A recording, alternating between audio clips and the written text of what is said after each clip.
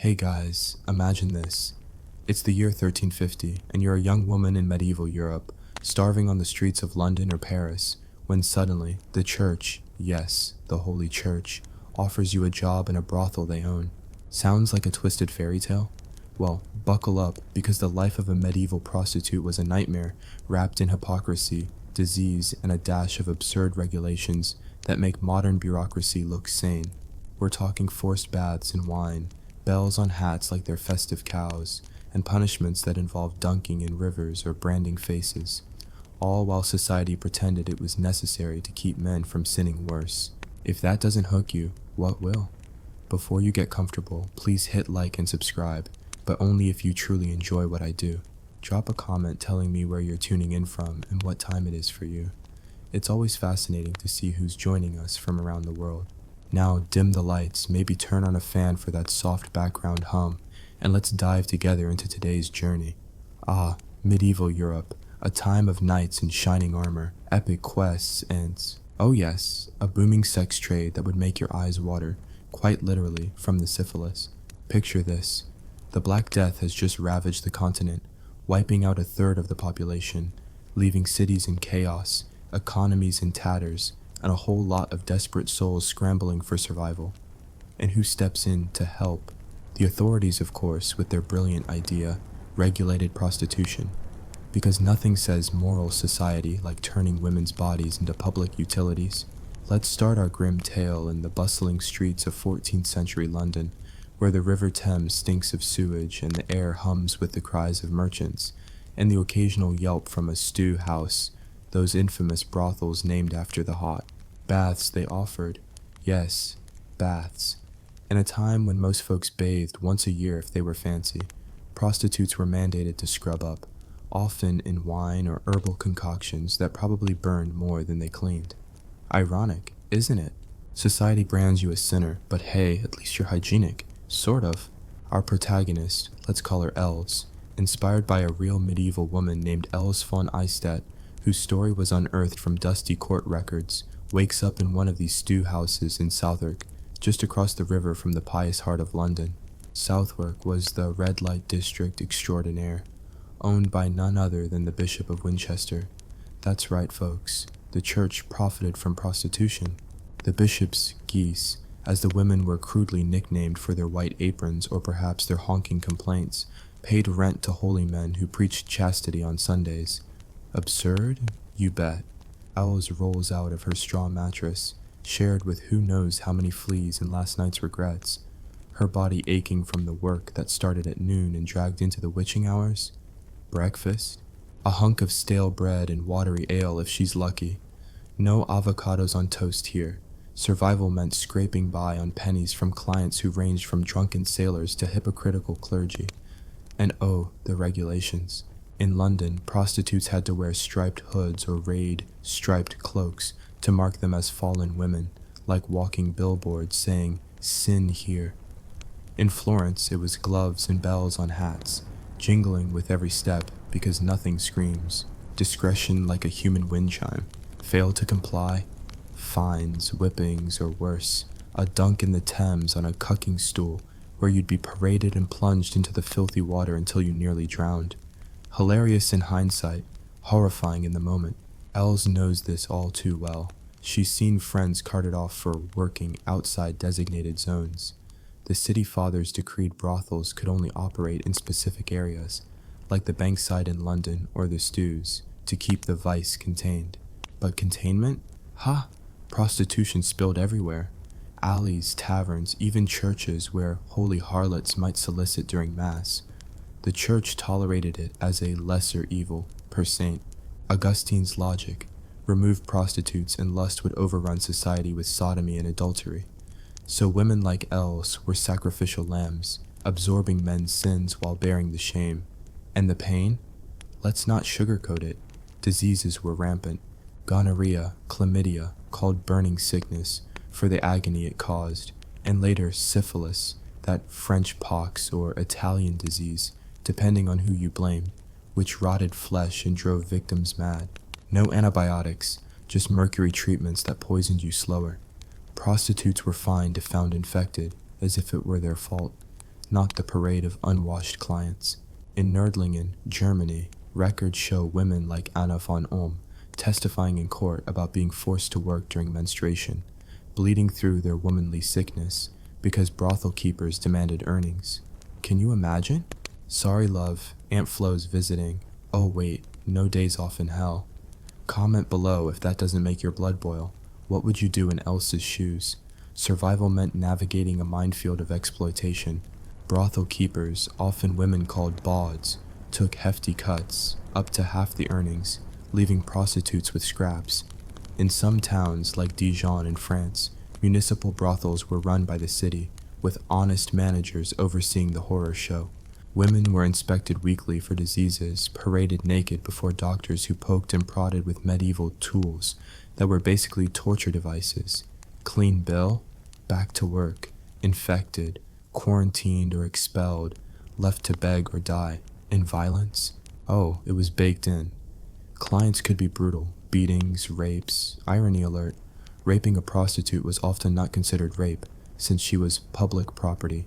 In one case from 15th century Valencia, a prostitute named Maria was stabbed by a jealous client, only for the courts to shrug it off. Brothel life was a pressure cooker. Women fought over clients, territories, even scraps of food. Yet, amid the absurdity, there was a grim camaraderie. Ellis might share a laugh with her sisters over ale, swapping stories of dodgy knights who promised the world but paid in counterfeit coins. Travel was part of it too. Fairs and markets drew camp followers, prostitutes trailing armies or merchants enduring mud, rain, and rougher crowds. In the Crusades, they tagged along, dubbed holy harlots in a twisted nod to piety. But let's zoom out. Why did women end up here? Poverty mostly. Widows, orphans, abandoned wives. The feudal system chewed them up. No welfare state, sell your body or starve. Some were coerced, tricked by pimps promising honest work. In Paris, the Châtelet courts recorded girls as young as 12 lured into the trade. Heartbreaking, isn't it? And the sarcasm of society. Prostitutes paid taxes, funding the very cities that despised them.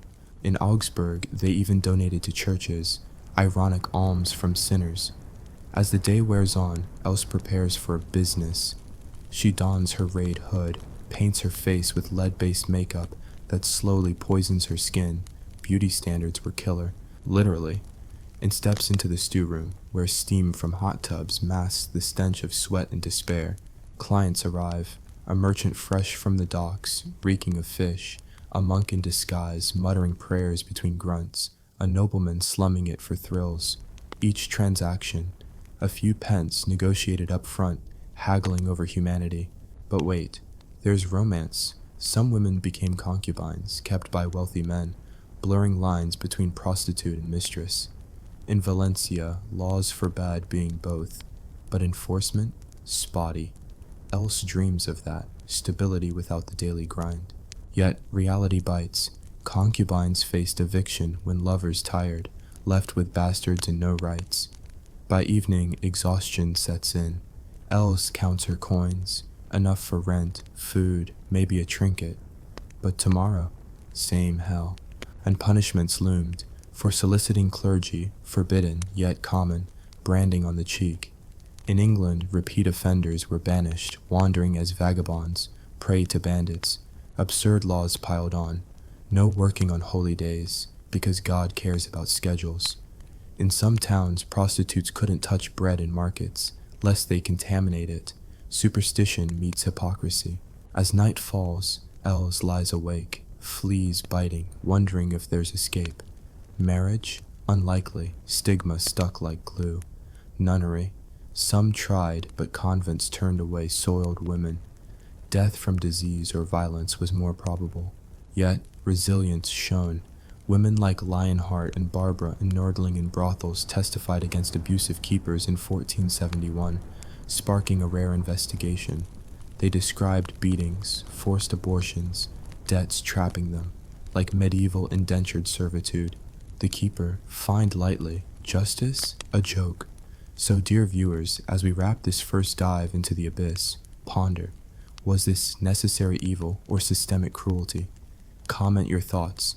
Did the church's involvement shock you most? What's the wildest historical absurdity you've heard? Stay tuned for part 2, where we venture deeper into continental Europe, uncovering French abbeys of love and Italian courtesans who bent rules with wit and poison. But for now, if this gripped you, smash that like. Your engagement keeps the stories coming. Until next time, survive the modern world a bit better, knowing the past was far worse. Hey, what time is it where you are? Drop it below. Now, let's continue our descent. Wait, no, that's for the next part. But seriously, imagine elves whispering to you. If you think your job sucks, try mine. Ouch! Moving on, let's explore how these women navigated the absurd web of laws that both protected and persecuted them. In medieval Germany, for instance, towns like Frankfurt ran public brothels called Frauenhaus, women's houses where prostitutes were employees of the city, salaried sinners, if you will. Sounds progressive? Hardly. Salaries were meager, deducted for food, clothes, even the wood to heat those infamous baths. And the baths themselves? Not luxurious spas, but communal tubs where clients soaked first, then women entertained in the murky water. Hygiene horror. Reuse that water all day, breeding bacteria like a petri dish party. Diseases spread like wildfire. Leprosy, scabies, and that burning itch that made walking agony. Treatments? Herbal poultices or vinegar douches that stung worse than the infection. Irony alert. Brothels had rules against infected women working, but enforcement meant bribing inspectors or hiding symptoms with makeup. Fail, and you're out on the street, where clandestine prostitution awaited. Riskier, with no protection from pimps or police. In France, King Louis IX tried to ban prostitution in 1254, decreeing all prostitutes be expelled. Result? Chaos. Women flooded back, and by 1367, cities like Paris had regulated districts again, like the infamous Rue du Poil au Camp, Street of the Hairy Cunt. Medieval naming was blunt. There, women stood in doorways, calling out with coded phrases or flashing legs. Punishments for straying, public whipping or hair shaving, bald as a badge of shame. And the church? In Avignon, during the Papal Schism, popes tolerated brothels, taxing them for Vatican coffers. Holy hypocrisy. Elves, if transported there, might join the abbesses running these places. Former prostitutes turned madams, wielding power with an iron fist and a prayer book. But power came with peril. Madams faced execution if caught procuring virgins. Yet, some women agency emerged. In Italy, courtesans like Imperia Cognati in Rome rose to fame. Educated and witty, bedding popes and poets. Absurd? They mocked sumptuary laws by wearing finer silks than nobles, fine but fabulous. Pained beneath. Many died young from poison or poverty when beauty faded. Back to daily grind. Food was scarce, often gruel or offal, guts and scraps. No unions, strikes meant starvation. Children? Born into brothels, raised as future workers or abandoned. Heart-wrenching tales of infanticide out of desperation. And war? Prostitutes followed armies, enduring marches, battles, rape by victors. In the 100 Years' War, they were vivandières, selling sex and supplies, dodging arrows and morality police. Survival's pain, frostbite, hunger, betrayal. Yet sarcasm in sources, chroniclers called them daughters of joy, a bitter joke. As we hit the midpoint of this part, ask yourself, could you endure? Comment your survival strategy. I'd love to read them. Now, let's turn to Spain, where Islamic influences mix with Christian zeal in places like Valencia. There, public women had quarters called Pobla de las Fembres Pecadrias, village of sinful women. Regulations, no jewelry, specific dresses, and curfews, or break them, flogging or exile. But concubines thrived among Moors and Christians, some converting religions for love or coin. Absurd. Laws allowed Muslim prostitutes for Christian men, but not vice versa. Diseases ravaged. Syphilis hit in 1493. Blamed on Columbus's return, spreading via brothels. Symptoms: boils, bone pain, madness. Cures like guaiacum wood boils made you vomit for days. Horror. In Eastern Europe, like Poland, prostitution was less regulated, more chaotic. Women in taverns facing witch hunts if too successful. Stigma. Accused of sorcery for bewitching men. Burned at stake? Possible. Pain of isolation. Families disowned them, society shunned. Yet some found community in guilds, unofficial sisterhoods sharing tips on avoiding bad clients or faking enthusiasm. Irony. Men wrote laws protecting their access while damning the providers. As the Renaissance dawned, attitudes shifted. Reformation clamped down, closing brothels, driving women underground. But that's for later parts. For now, else fades into sleep, dreaming of freedom she'll never taste. Word count check. We're at about 2,200. Plenty more horrors await. What shocked you most so far? The church's involvement or the diseases? Comment below and subscribe for part 2. Alright, let's plunge back into the grim, absurd, and darkly hilarious world of medieval prostitutes, part 2 of our sordid saga.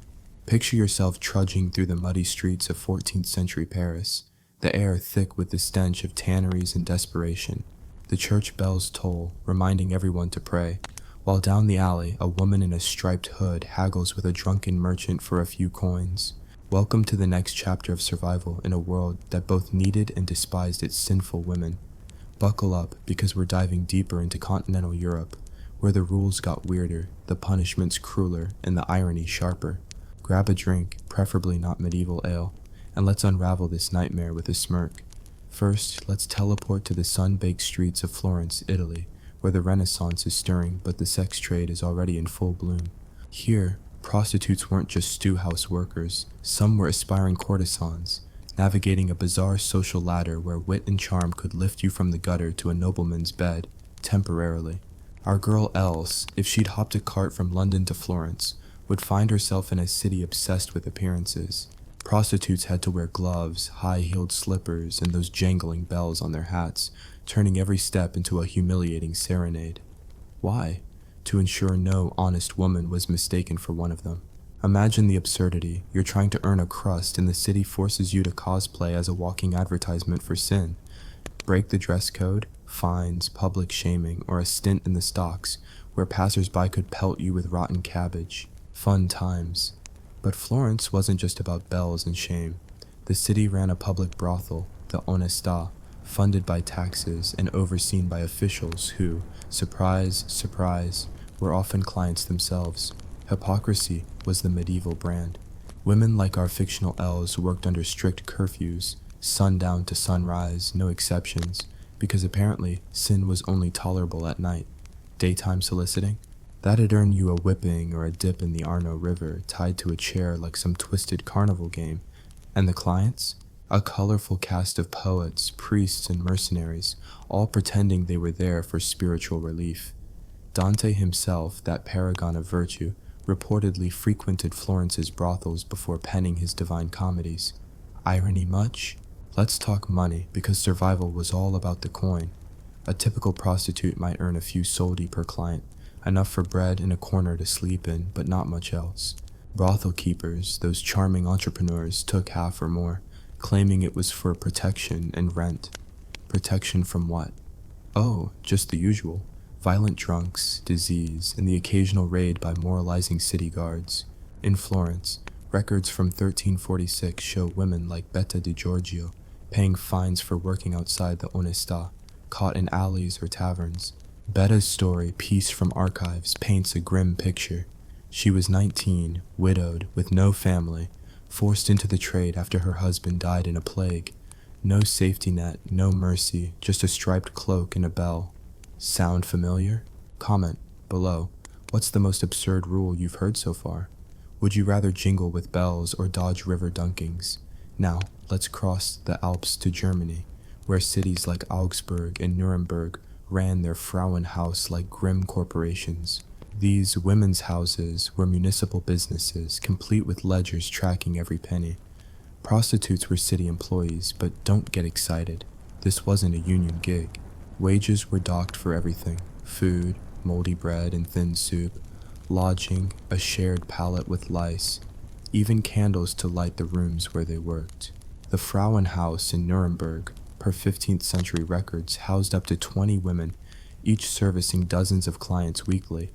The math? Brutal. A woman might see 10 men a day earning a gulden or two, only to hand most of it over to the keeper. And the keepers? Often former prostitutes themselves, hardened by the system, now profiting off younger women's misery. The pain of survival was relentless. Disease was the grim reaper's sidekick. Syphilis, that flesh-eating nightmare, was spreading by the late 1400s, leaving women with oozing sores and crumbling bones. Treatments? Mercury rubs that burned skin and rotted teeth, or sweating cures where you were baked in an oven-like room until you passed out.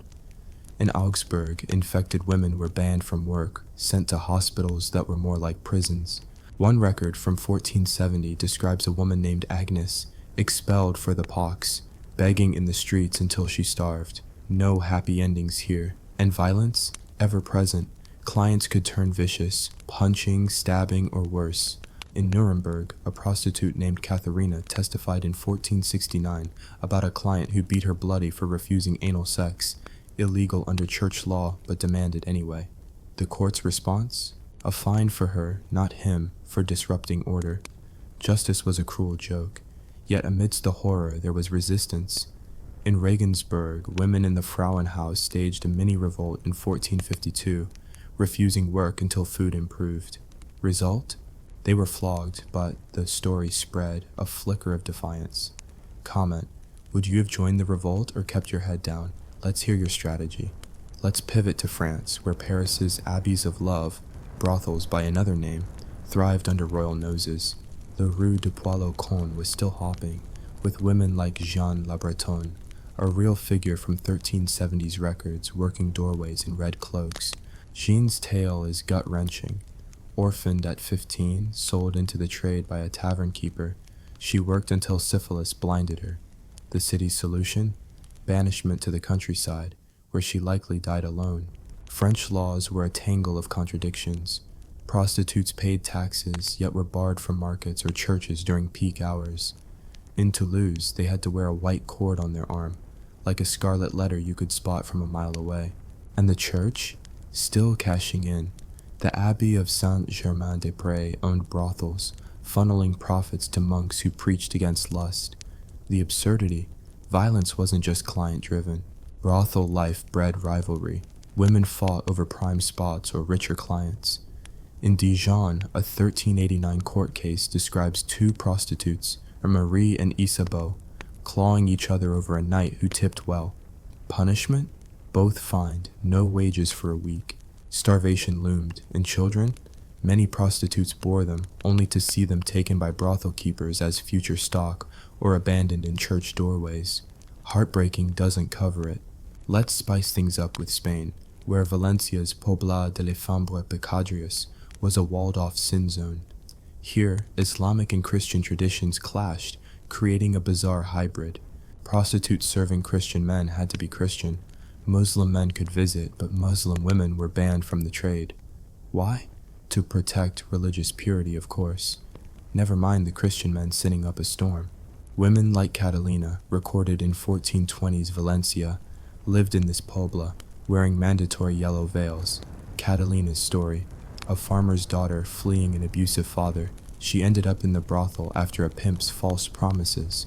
Her life?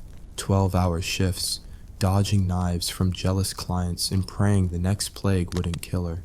Disease hit hard. Syphilis arrived post-Columbus, spreading like gossip.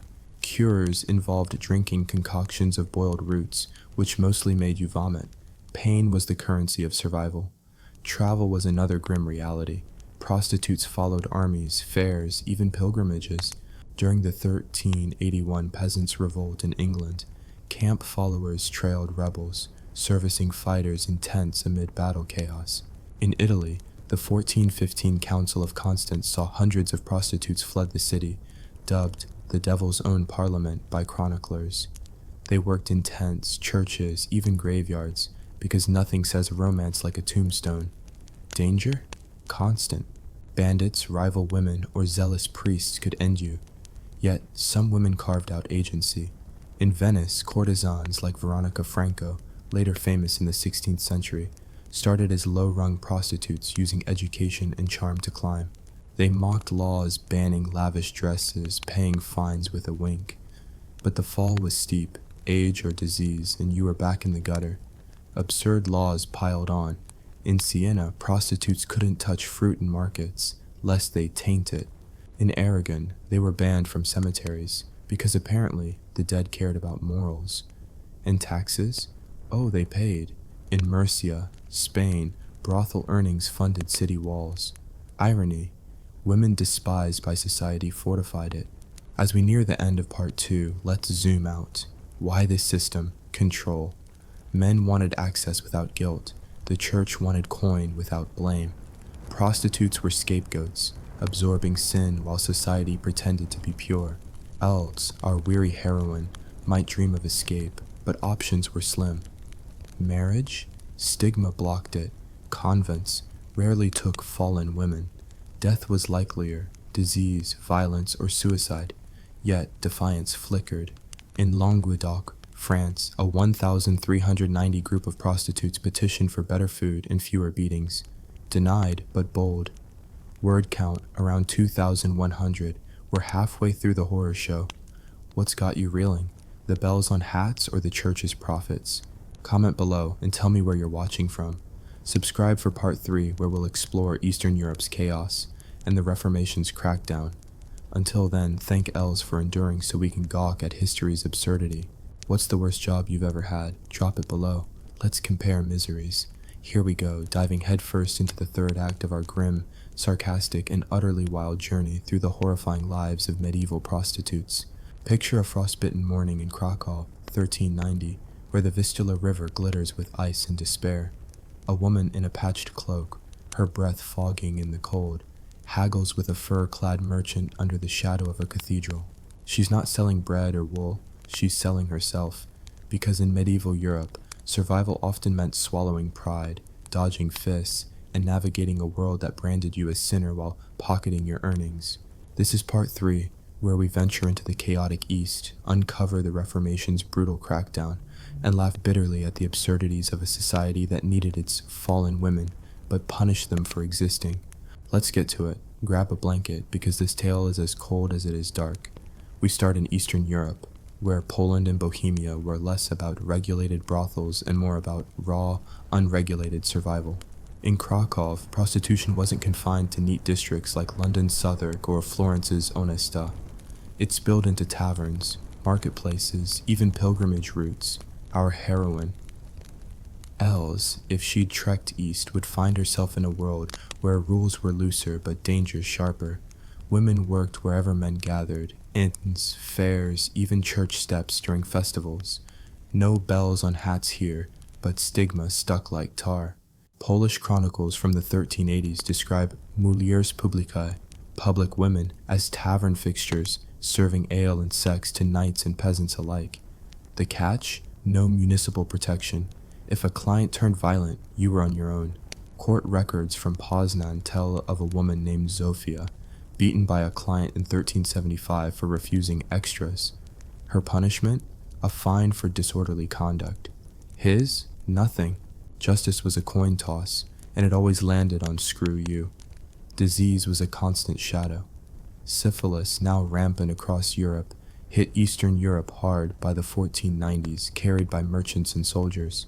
Symptoms, boils, bone pain, insanity, were treated with arsenic or boiled herbs, about as effective as praying the pox away. In Prague, a 1401 record describes a prostitute named Hanna, quarantined in a leper house after sores appeared. She died there, forgotten. No antibiotics, no mercy, just a slow, agonizing fade. And the pain wasn't just physical. Socially, these women were ghosts. Families disowned them, priests denounced them from pulpits. In Poland, some were accused of witchcraft for seducing men, facing trials where evidence was their job. Burned at the stake? Rare, but real. Comment below. Would you risk the tavern life or try something else to survive? What's your medieval hustle? Now let's talk about the absurdity of survival strategies. In Bohemia, prostitutes often doubled as bathmaids in public bathhouses, which were basically brothels with better plumbing. These bathhouses, like those in Pilsen, were co-ed, steamy dens where men and women mingled in tubs, cleaning more than just dirt. Regulations? Spotty. A 1490s ordinance demanded women wear special caps, but enforcement was a joke. Bribes kept the guards away. Earnings? Meager, split with bathhouse owners who charged for everything: water, towels, even the straw you slept on. And the clients? A mix of rowdy students, wandering minstrels, and the occasional bishop sneaking in for a bath. Irony alert, these bathhouses were often next to churches because nothing says piety like sinning next door. Violence was a daily gamble. In Krakow, a 1388 case describes a prostitute named Agnieszka stabbed by a jealous client who thought she favored another. The court's response? Banish her, wounded and all, to cleanse the city. Men faced slaps on the wrist, if that. Women fought back when they could. Records show groups of prostitutes ganging up on abusive clients, wielding knives or pots. Dangerous, but satisfying. In one glorious 1402 incident in Gdansk, 3 women chased a client through the streets with brooms after he shorted them. The crowd cheered, but the women were fined. Medieval girl power came with a price. Let's swing to the Holy Roman Empire, where cities like Vienna and Regensburg took regulation to new heights of absurdity. Vienna's Frauenhaus was a fortified brothel, complete with guards to protect the women, mostly from escaping. Women like Els lived under curfews, banned from streets during church hours or noble processions. Breaking curfew? A night in a cage-like shame stool, displayed for public mockery. And the dress codes? In Regensburg, prostitutes wore green cloaks with yellow trim, like some twisted fashion statement. Forget to wear it? Whipping or branding, hot iron to the cheek, a permanent scarlet letter. Yet, these women paid taxes, funding city walls and churches. In Vienna, 1420s records show brothel taxes paving streets. Ironic, right? The women's society shunned kept it running. Food was another misery. Prostitutes ate what scraps they could afford. Gruel, offal, maybe a turnip if they were lucky. In lean years, like the 1370s famines, they begged or stole, risking lashes or banishment. Children born in brothels, often raised as apprentices in the trade or abandoned at church doors. A 1395 Prague case mentions a prostitute named Clara leaving her newborn in a monastery, hoping for mercy. The monks took the child but shunned her. Heartbreak was standard issue. Now, let's talk travel, because prostitutes didn't stay put. They followed armies, crusades, even royal courts. During the Hussite Wars in Bohemia, 1419 to 1434, camp followers trailed rebel armies, dodging arrows and dysentery. Sex and supplies kept soldiers happy, but the women faced rape, theft, or execution if caught by enemies. In 1421, a chronicler sneered at harlots among Hussite camps, calling them Satan's handmaidens. Yet these women survived where knights fell, bartering their bodies for bread. Absurd? They were taxed for it too. War profiteering, medieval style. Comment: would you follow an army or stick to the city? Drop your choice below. As the 15th century rolled on, the Reformation loomed, and with it, a seismic shift. In Protestant strongholds like Strasbourg and Zurich, reformers like Martin Luther railed against prostitution as the devil's work. By the 1520s, cities began closing brothels, driving women underground. In Strasbourg, the Frauenhaus shut in 1524, leaving hundreds jobless. Clandestine prostitution exploded. Alleys, cellars, forests, riskier than ever. No regulations meant no protection. A 1526 record describes a woman named Greta, caught soliciting in a Strasbourg tavern, whipped and banished. Her crime? Surviving after the brothel closed. Catholic regions weren't much kinder. In Rome, the church tightened rules but kept profiting. Pope Sixtus IV in the 1470s taxed prostitutes to fund his Sistine Chapel dreams. Michelangelo's frescoes, partly paid by women like our Els, working in Rome's tolerated districts. The hypocrisy burns brighter than a cathedral candle. And the courtesans? In Venice and Rome, women like Tullia d'Aragona walked a tightrope. Educated, witty, betting cardinals while dodging Inquisition spies. Tullia, a real figure, wrote poetry and charmed elites, but one wrong move, like wearing forbidden silk, meant fines or exile. Her kind thrived on charisma, but fell hard when youth faded. Pain beneath the glamour. Many ended penniless, diseased, or dead by 30. Let's zoom out to the Baltic, where Lübeck and Riga ran their own grim shows. In Lübeck, prostitutes worked in bordel houses taxed to fund city defenses. Rules were strict: no working during Lent, no serving clergy. Ha, as if that stopped anyone. Break the rules? Public dunking in icy harbors. A 1440 case describes a woman named Ingrid, dunked for soliciting a monk. She survived barely, only to die of pneumonia. Survival was a cruel lottery. And the absurdity? In Riga, prostitutes were banned from wearing veils, reserved for honest women. The contradiction of strict dress codes for women while men face no such scrutiny stands out. As we reflect, think of the children raised in difficult circumstances. In Vienna, a 1430s ordinance tried to ban child prostitution, but enforcement was a fantasy. Boys and girls alike were exploited, sold to nobles or pimps. Heart-wrenching doesn't begin to cover it. Yet, some women fought back. In Breslau, modern Wrocław, a 1450s group of prostitutes petitioned for better conditions, less violence, more food. They were ignored, but their voices echo in records, a testament to resilience. Word count, around 2,100.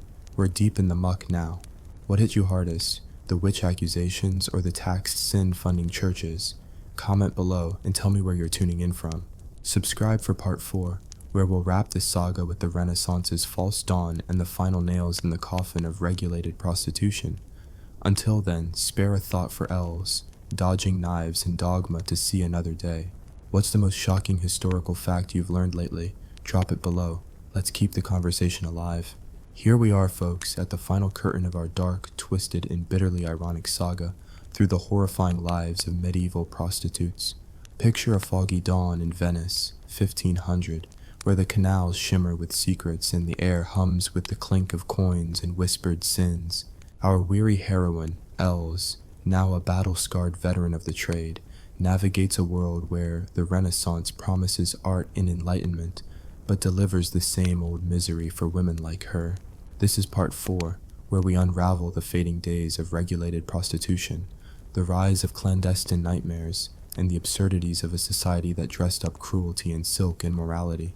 Grab a coffee or something stronger, because this finale is a gut punch of pain, defiance, and medieval madness. Let's dive in.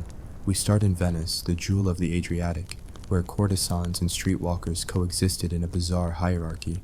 The city was a carnival of vice, with the brothels tucked between palazzos and churches. Els, if she'd made it here, would face a new game.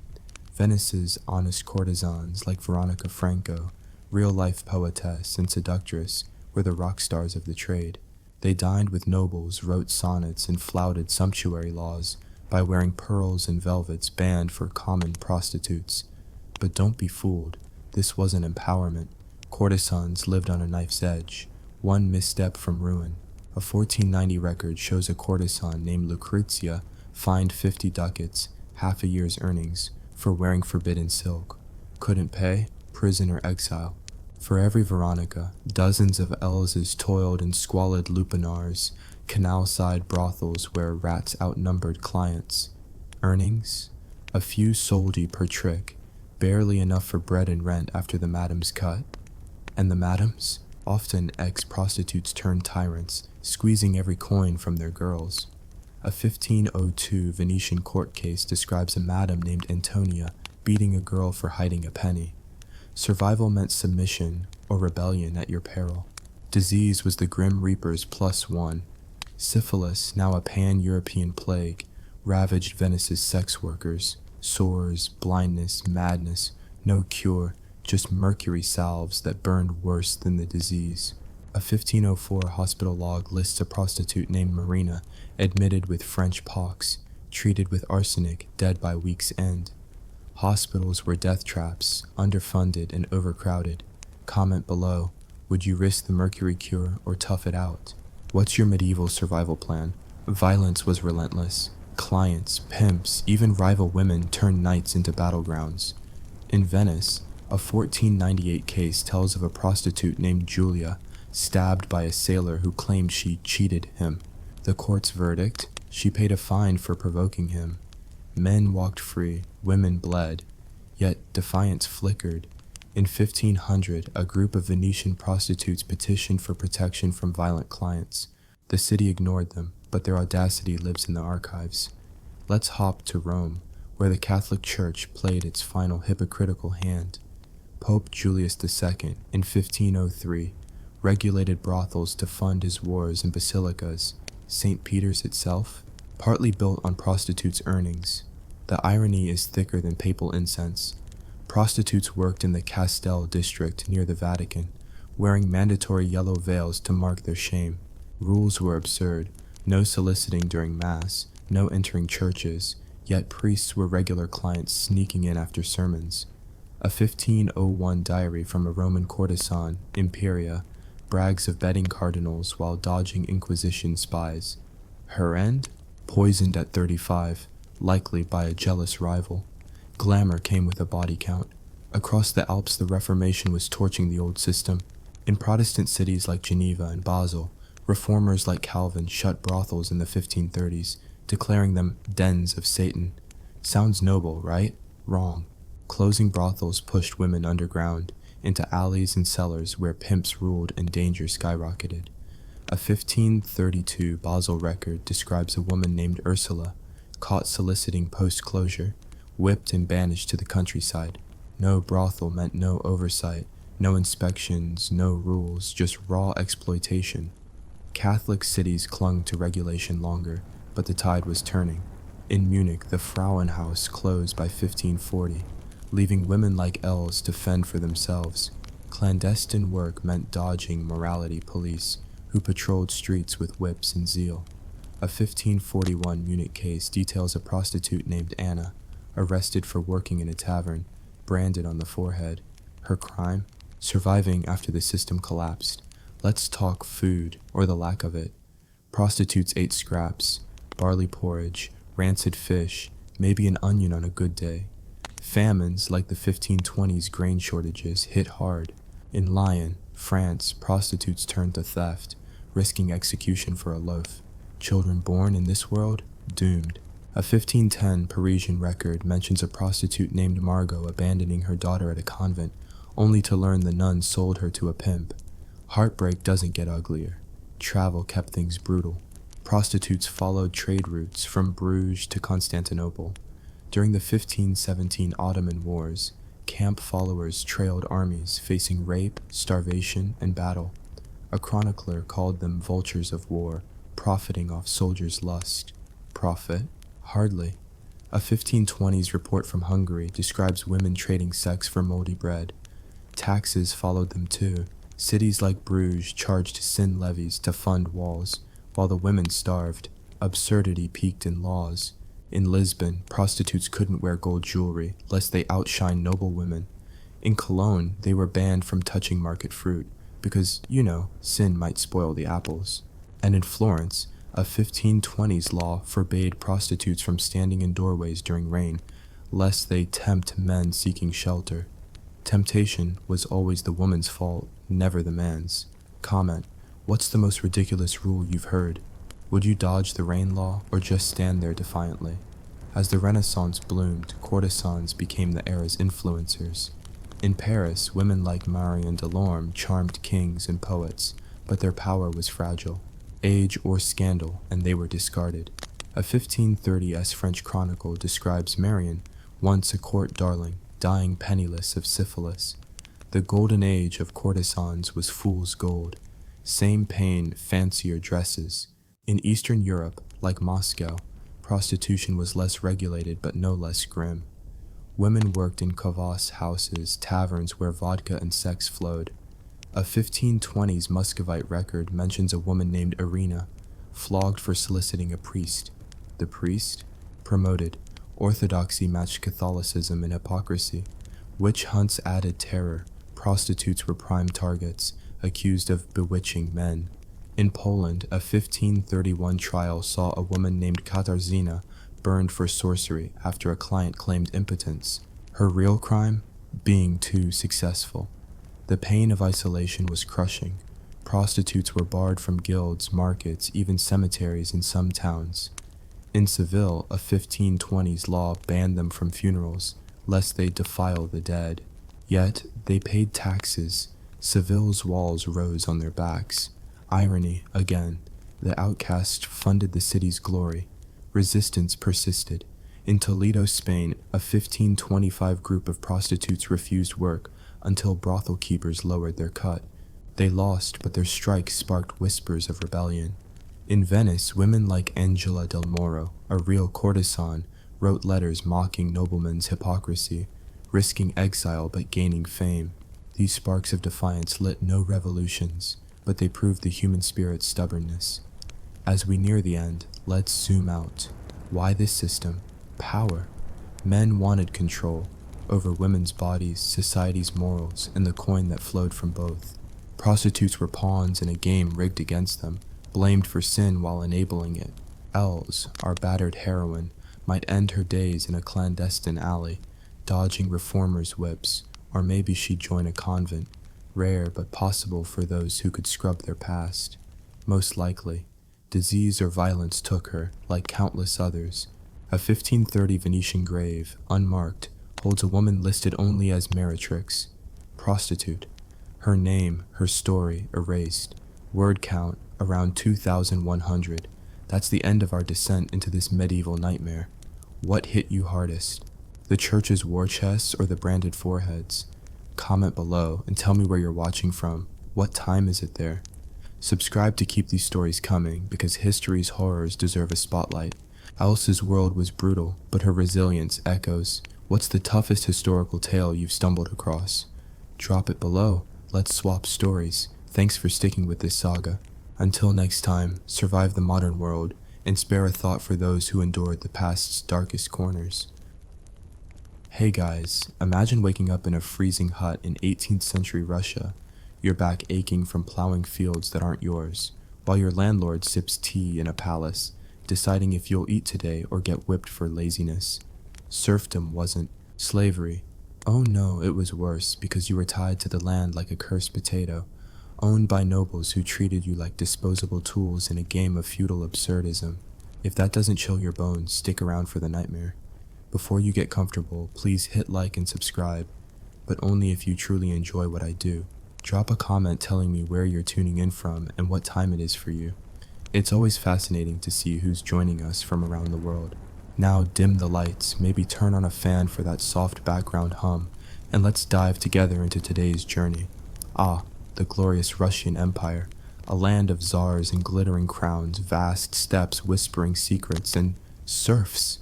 Millions of them toiling like forgotten cogs in a machine that ground their bones to dust. Picture this.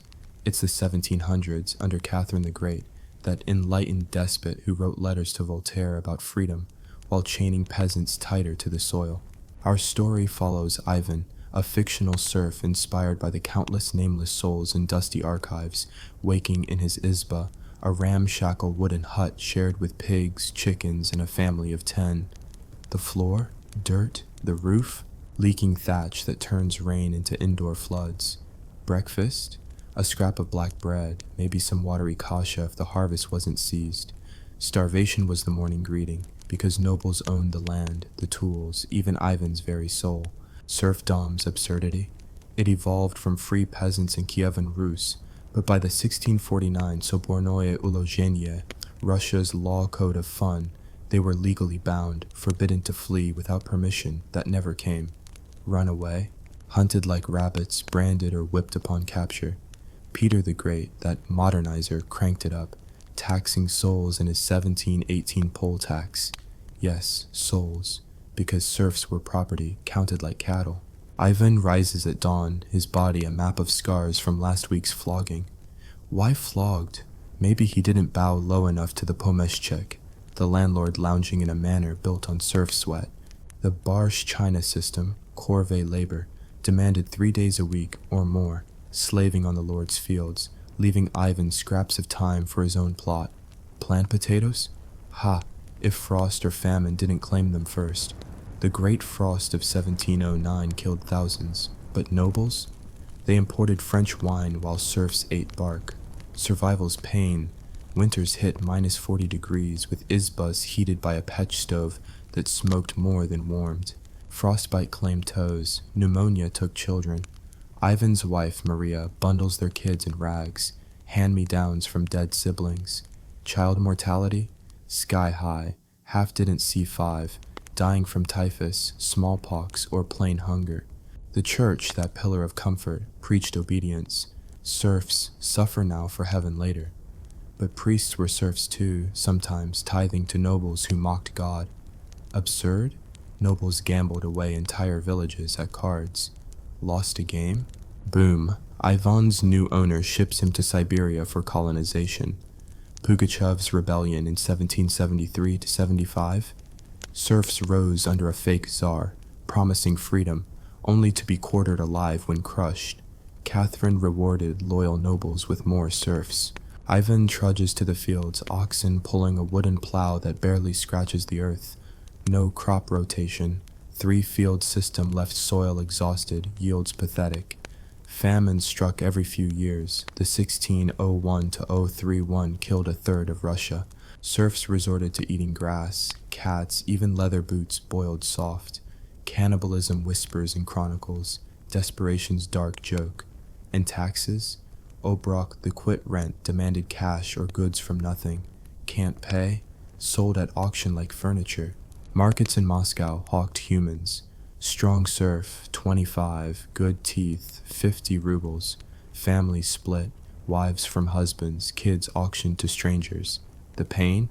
Imagine Ivan watching his daughter sold to a lecherous baron, her screams echoing as the cart rolls away. No rights, no courts for serfs. Nobles judged their own property. Murder a serf? A fine, maybe. Under Nicholas I, it was illegal, but enforcement? Laughable. Now daily grind. After fields, Ivan fixes the Lord's fences or hauls manure. Endless tasks. Women like Maria spin flax by candlelight, weaving linen for the Lord's fancy clothes. No days off, Sundays for church, but even then, voluntary labor. Festivals, rare bright spots with vodka drowning sorrows, but hangovers meant beatings for sloth. Comment below, what's the worst job you've had? Could it compare to serf hell? Let's hear it. Military service? The ultimate absurdity. Peter the Great's 25-year conscription, lifetime basically, plucked serfs for endless wars. Desert? Executed. Survivors returned broken, if at all. In the army, floggings with knouts, whips that shredded flesh, were discipline. One serf memoir, rare since literacy was forbidden, describes running the gauntlet, beaten by comrades until bloody pulp. Survival meant enduring. But resistance? Subtle. Sabotage, like accidentally breaking tools or slowing work. Open revolt? Rare, bloody. The 1671 Razin uprising saw serfs hang nobles from ribs, gruesome payback, before Tsar's troops massacred them. Pain of betrayal. Tsars promised reforms, like Alexander I's vague hints, but delivered zilch. Serfs built St. Petersburg on swamps, dying by thousands from malaria and exhaustion. Peter called it his window to Europe, paid in serf blood. Urban serfs? Factory slaves chained to machines in Peter's manufactories, producing cannons for wars that killed more serfs. No wages, just beatings for quotas missed. The irony, Russia boasted no slavery, yet serfs were worse off than American slaves, who at least couldn't be sold separately from land until later. Russian serfs? Fully chattel by 1741. As evening falls, Ivan gathers around the stove, sharing tales of better times that never were. Vodka, home brewed and potent, numbs the ache. But tomorrow? Same cycle. Dreams of freedom? Crushed under the mirror. The communal village system that distributed misery equally. Elders decided allotments, but corruption favored the strong. Women bore the brunt. Childbirth without midwives, often fatal. Rape by overseers ignored. Maria might whisper of folk tales where peasants outwit lords, but reality? Lords always won. Absurd laws piled on. Serfs couldn't own property, marry without permission, or learn to read. Knowledge was dangerous. Yet, some smuggled books, sparking tiny rebellions. The Decembrist Revolt in 1825? Elite officers pushing for change, but serfs stayed chained. Nicholas I responded with more repression. survival's grim humor. Serfs joked about nobles as bloodsuckers, vampires and folklore mirroring reality. Superstitions helped cope, amulets against evil eyes, but no charm warded off the bailiff's whip. Health? Non-existent. No doctors, folk remedies like bloodletting or herbs. Plague outbreaks? Quarantined in huts to die. The 1771 Moscow plague riot saw serfs storming hospitals only to be gunned down. Pain eternal. Yet, culture bloomed in shadows. Songs, dances at weddings, brief joys. Ivan might play balalaika, singing laments that echoed centuries of suffering. As we wrap part 1, ponder, was serfdom necessary for empire or just cruel absurdity? Comment your thoughts. What shocked you most?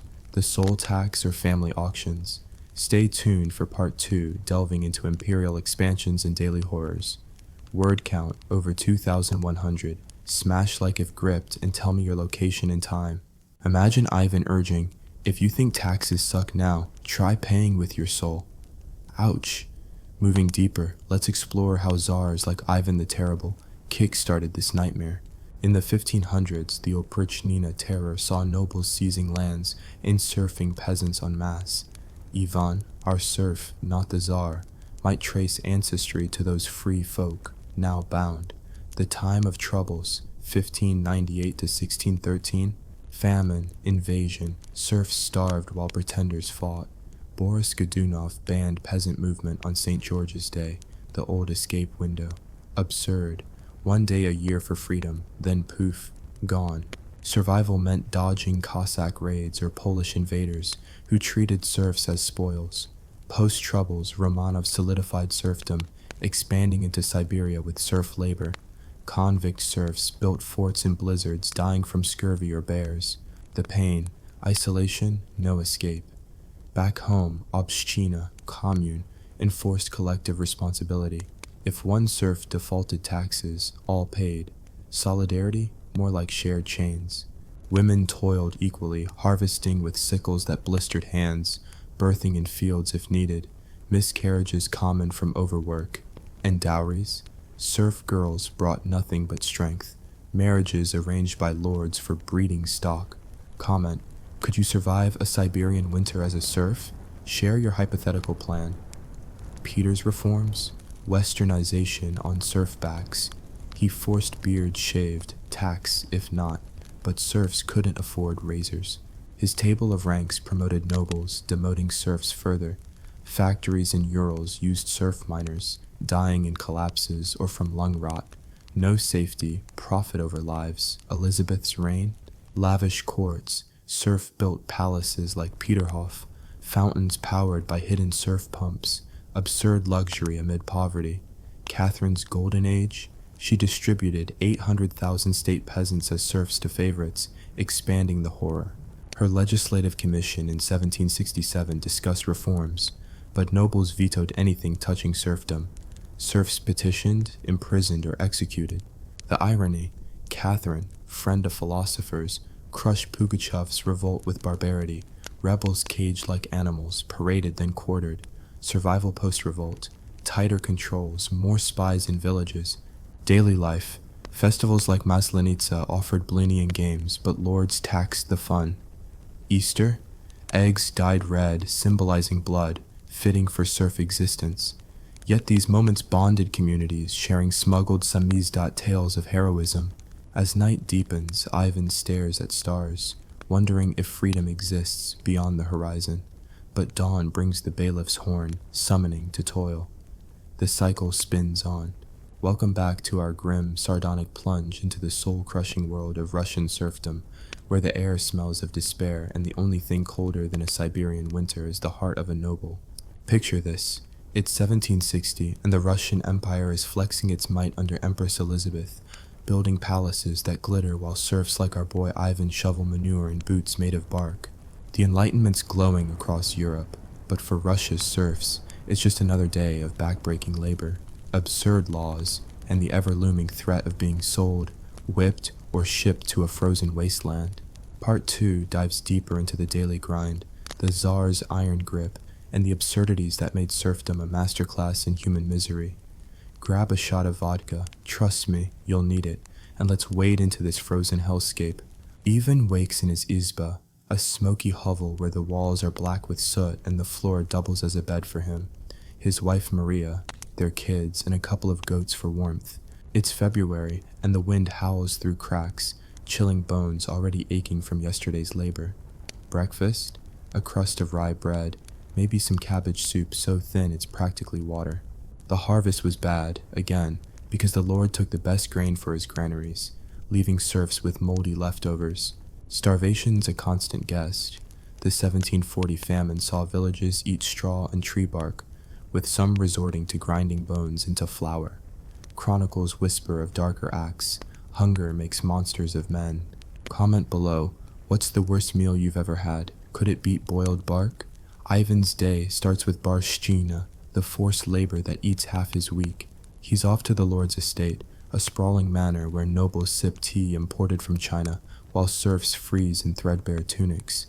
Today's task? Chopping wood in a blizzard for the Lord's fireplaces. Ironic, since Ivan's own stove barely smolders.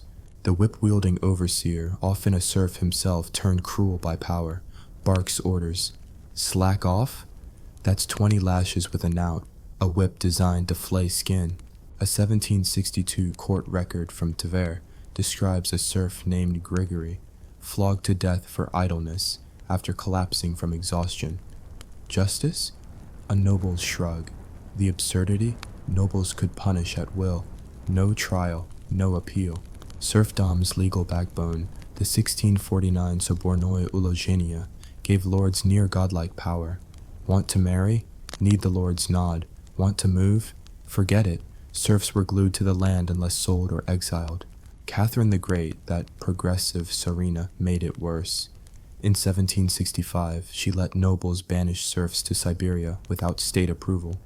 One noble, Daria Saltykova, killed over 100 serfs for insolence, like spilling soup or looking her in the eye. Her punishment? A cushy convent after years of murder. Meanwhile, Ivan's punished for existing. Women like Maria face their own hell. Beyond fieldwork, reaping rye with bleeding hands, women spun flax, wove cloth, and birthed babies in barns. Childbirth? No midwives. Many died from infections or exhaustion. A 1750 village log from Yaroslav notes a serf woman, Anna, dying after delivering her 6th child in a field, forced to work until labor hit. Her baby? Dead by morning. Rape by nobles or overseers was a grim reality. Unpunished, serfs weren't people under law. Maria's kids, if they survived smallpox or dysentery, faced serfdom from birth. Boys joined fields at 8, girls weave or clean manor houses, dodging lecherous lords. The pain? Families torn apart at auctions. A 1760 Moscow market record lists a family, father, mother, 2 kids, sold separately to settle a noble's gambling debt. The mother's screams haunt the page. Comment, could you endure seeing your family sold? What's your survival strategy? Now let's talk taxes, because nothing screams medieval fairness like taxing the destitute. Obrok, the cash or crop payment, bled serfs dry. No money. Hand over your only cow or your daughter's dowry shawl. Can't pay? The Lord might forgive the debt by demanding extra labor or worse. Your body. Some women were forced into service at the manor, a polite term for sexual slavery. Men weren't spared. Young serfs were sent to mines or factories, like Peter the Great's Ural ironworks, where cave-ins and lung rot killed thousands. A 1744 report describes serfs chained to forges, working 16-hour shifts, dying at 30. Profit over lives. Russia's motto. Military service was a death sentence. Under Peter, serfs served 25 years, essentially forever. Conscription meant leaving home, maybe never returning. A 1755 soldier's letter, smuggled since literacy was discouraged, describes running the gauntlet, beaten by comrades with rods until ribs cracked. Desertion? Execution by firing squad or hanging. Yet serfs fought in wars against Swedes, Turks, Poles, building Russia's empire with blood. The irony? Victories won them nothing but heavier taxes. Pugachev's rebellion in 1773 to 75 was a desperate cry. Serfs, Cossacks, and outcasts rallied under a pretender claiming to be Tsar Peter III, promising freedom. They torched manors, hanged nobles, sweet revenge. But Catherine's army crushed them. Pugachev was beheaded, quartered, and displayed as a warning. Survivors sent to Siberian penal colonies, where frostbite and starvation finished what swords didn't. A serf named Stepan, captured in 1774, described in court records being whipped until his back was raw meat for joining the revolt. His fate? Hard labor until death. Resistance wasn't always open. Sabotage was the serf's art. Broken plows, lost grain, or feigning illness. Risky, but satisfying. Some villages hid runaways, defying trackers with dogs and whips. The village commune, was a double-edged sword. It shared labor but enforced collective punishment. One serf skips Obrok, the whole village pays. Solidarity bred resentment when hunger ruled. Let's zoom to Siberia, where serfdom met exile. Catherine's colonization sent serfs to tame the wilderness, building forts, mining salt, dying in droves.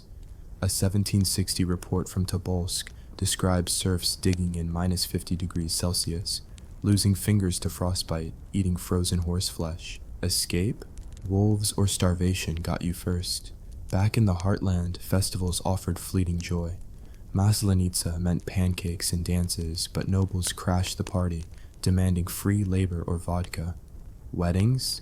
Bittersweet, lords-approved matches to breed strong serfs. A 1768 record from Ryazan notes a bride, Elena, forced to serve the lord on her wedding night. The groom? Whipped for protesting. Absurd laws piled on. Serfs couldn't testify in court, own land, or learn trades without permission. Literacy? Dangerous. Nobles feared educated serfs. Yet some taught themselves, hiding books under floorboards. A 1770s tale from Pskov tells of a serf, Dmitri, caught reading a smuggled Bible, flogged for blasphemy. His real crime? Thinking. Health was a myth. No doctors, village healers used leeches or prayers. Epidemics like the 1771 plague sparked riots. Serfs burned quarantine huts only to face muskets. Superstitions filled gaps, amulets against evil overseers or charms for crops. Useless, but hope was currency. Culture survived in shadows, songs of sorrow, like Dubinushka, a labor chant mocking lords. Ivan might sing it, risking lashes for satire. As evening falls, Ivan and Maria huddle by the stove, sharing a potato, luxury tonight. Kids sleep, dreaming of fairy tales where peasants trick nobles. Reality, tomorrow's whip. The church offers no solace. Priests, often serf-born, preach submission for alms. Yet, defiance simmers. A 1769 petition from Tula serfs begged Catherine for relief from a sadistic lord. Response? Exile for the petitioners.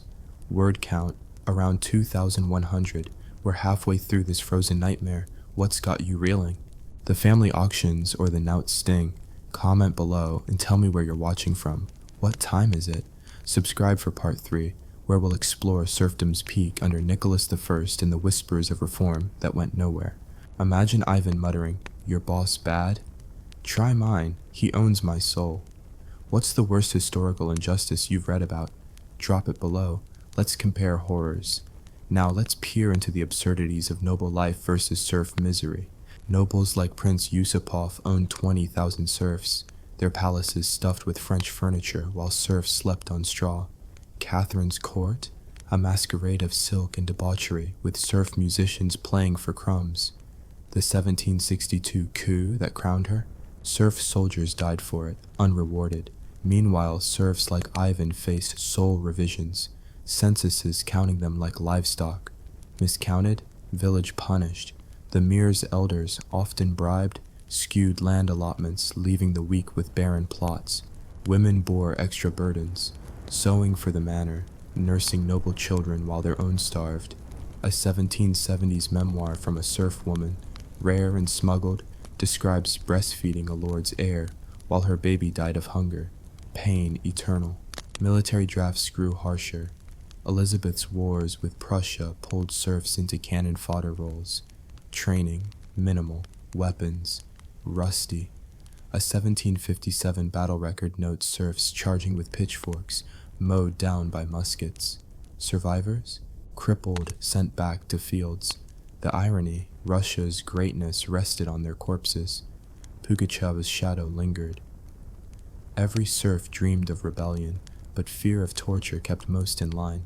Small acts of defiance, a broken fence, a forgotten tax, risky but human. As we close this part, ponder the system's cruelty. Nobles thrived, serfs died, yet both were trapped in this futile farce. Stay tuned for more pain, absurdity, and flickers of hope. Alright folks, we're back for the third act of our bone-chilling, eye-rolling dive into the horrifying world of Russian serfdom. Picture this. It's 1820, and the Russian Empire is basking in its post-Napoleonic glow under Tsar Alexander I, the liberator who beat Napoleon but forgot to liberate his own people. Our serf Ivan, now a grizzled survivor, trudges through snow to toil for a lord who's probably sipping French brandy in St. Petersburg, dreaming up new ways to squeeze his souls. This is part 3, where we explore serfdom's iron grip under Nicholas I, the feudal whispers of reform, and the absurdities that made life a daily gauntlet of hunger, whips, and broken dreams. Grab a scarf. This one's colder than a Moscow winter. Let's dive in.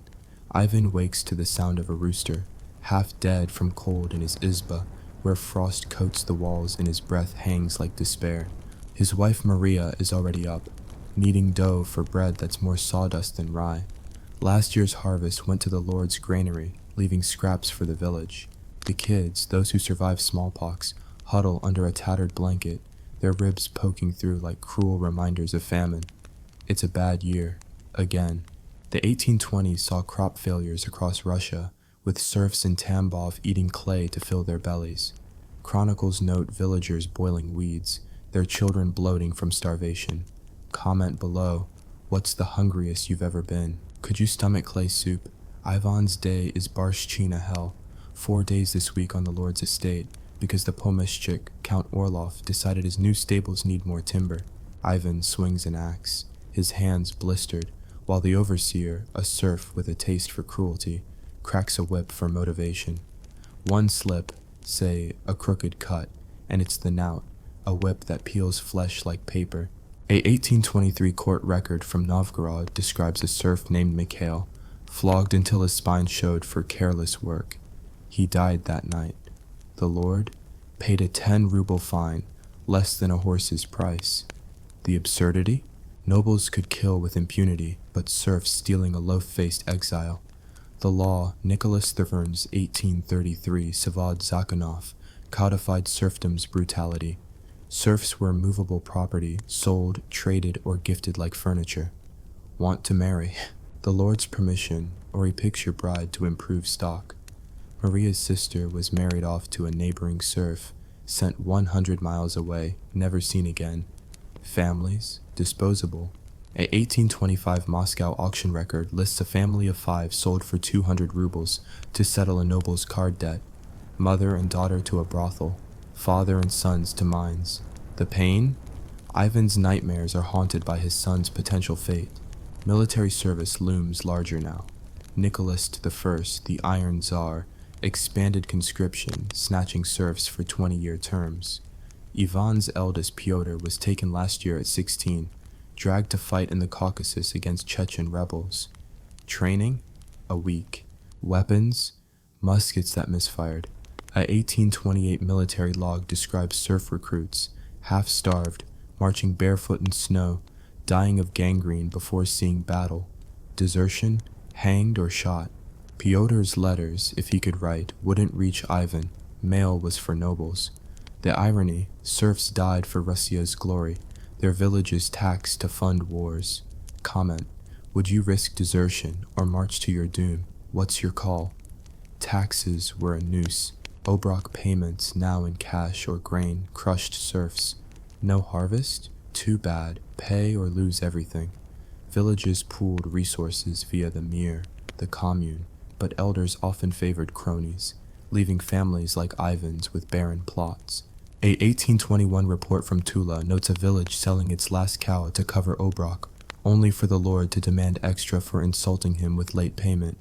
Some serfs turned to crafts, making bast, shoes, or pottery, but lords took half the profits. Women like Maria wove linen for the manor, pricking fingers bloody on crude looms. No pay, just less chance of a beating. The manor's luxury mocked their misery. Orloff's wife wore silk spun by serf hands, while Maria patched her dress with sacks. Resistance flickered, but at a cost. The 1826 Decembrist revolt, led by reformist officers, sparked dreams of freedom. Serfs like Ivan overheard whispers in taverns, abolition, rights, but the revolt failed. Nicholas crushed it, hanging leaders and exiling thousands. Serfs who joined, tortured, then sent to Siberian mines. A 1827 record from Pskov describes a serf, Vasily, knouted for seditious talk after praising the Decembrists. His tongue was cut out. Subtler defiance survived. Ivan might lose a tool or sabotage a fence, but discovery meant agony. A village near Smolensk in 1824 hid a runaway serf, only to be burned by the Lord's men as punishment. Solidarity was risky. Siberia's shadow grew. Nicholas I's colonization sent serfs to bleak outposts, mining gold or building roads in permafrost. At 1830s, Tobolsk log details serfs dying of scurvy, eating pine needles to survive. Escape? Bears or blizzards won. Back home, the church preached obedience. Priests, often serf-born, served lords over God. A 1822 sermon from Ryazan urged serfs to bear suffering as Christ did, while the priests pocketed noble bribes. Yet, faith fueled defiance. Sects like the Old Believers, hiding in forests, welcomed runaway serfs, teaching them to read smuggled scriptures. Literacy was rebellion. Nobles feared it. A 1829 case from Kazan saw a serf girl, Nadezhda, flogged for owning a book. Her crime? Dangerous thoughts. Health was a fantasy. No doctors. Village healers used vodka-soaked rags or prayers. The 1831 cholera epidemic killed thousands. Serfs were locked in infected huts, left to rot. Riots erupted. Serfs in Tambov stormed quarantine posts, only to face Cossack sabers.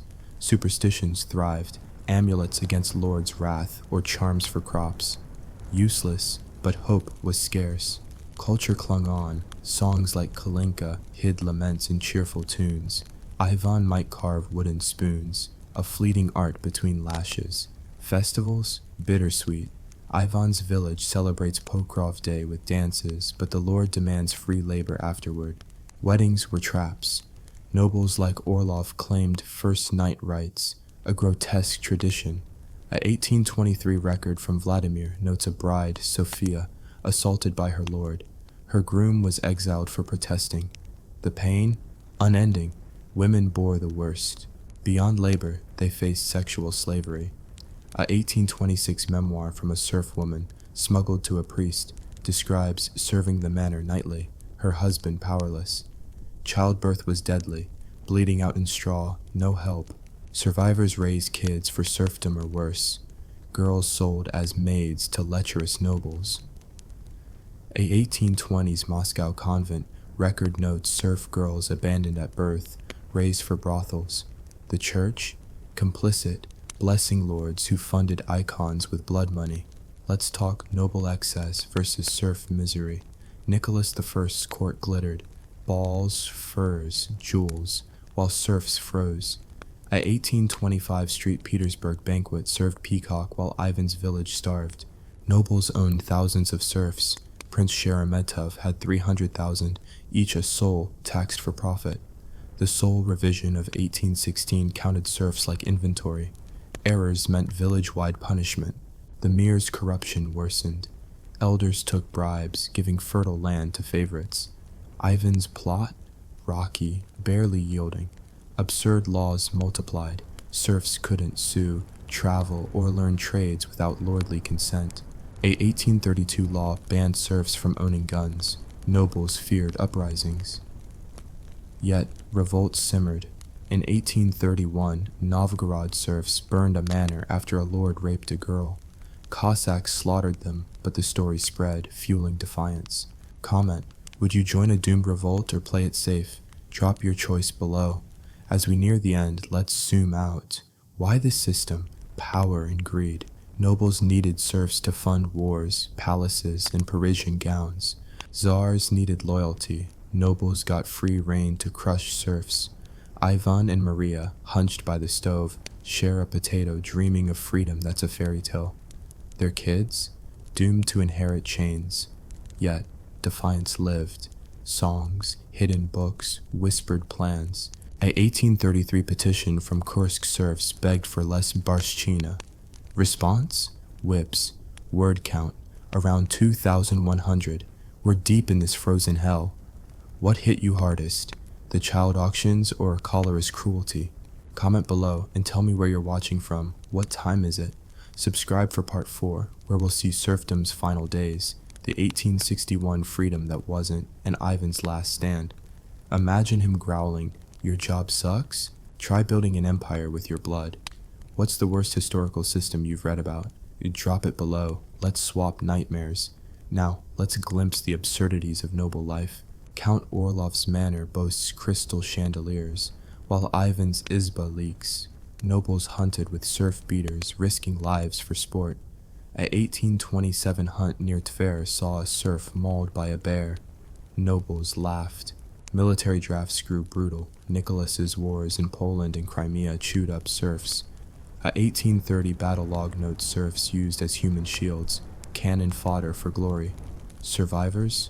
Crippled, back to fields. The irony, Russia's might was serf misery. As night falls, Ivan sings a lament, voice cracking. Tomorrow's another whip, another tax. Stay tuned for the finale.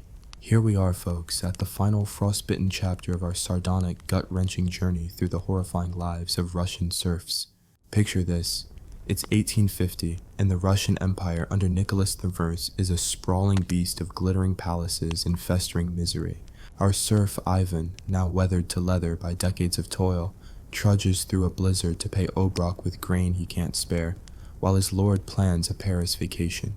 This is part 4, where we unravel serfdom's dying gasps, the 1861 emancipation that was more mirage than freedom, and the absurdities that kept serfs chained even as reform loomed.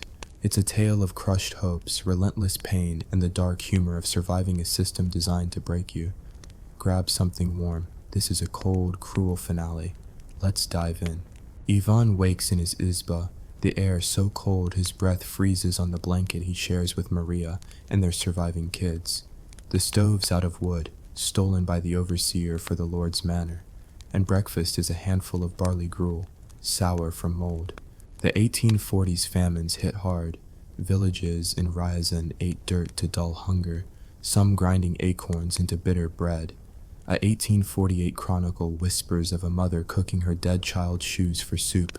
Starvation wasn't a threat, it was family. Ivan's youngest, Anya, is skeletal, her coughs hinting at tuberculosis. No doctors, village healers offer prayers or vodka-soaked rags, useless against the reaper. Comment below. What's the worst survival food you can imagine? Acorns or worse? Ivan's day is barshchina purgatory. 5 days this week because Count Orlov wants a new orchard planted. He swings the spade, hands cracked and bleeding, while the overseer, a serf drunk on power, swings a whip for encouragement. A 1852 record from Tula describes a serf, Nikolai, flogged to death for pausing to drink water. The Lord? Fined a pittance, then threw a ball. The law, Nicholas I's iron code, let nobles punish at will. Serfs had no rights, no voice. A 1847 case from Smolensk shows a lord, Prince Dolgoroki, beating a serf girl for impudent eyes. She died. He paid 5 rubles. Absurdity? Serfs were souls in tax ledgers, but soulless to the law. Taxes crushed harder now. Obrok payments rose, demanding cash Ivan doesn't have. The Mir, the village commune, forces collective payment. If one defaults, all suffer. Ivan's neighbor sold his only pig to cover the debt, only for Orlov to demand extra for late delivery.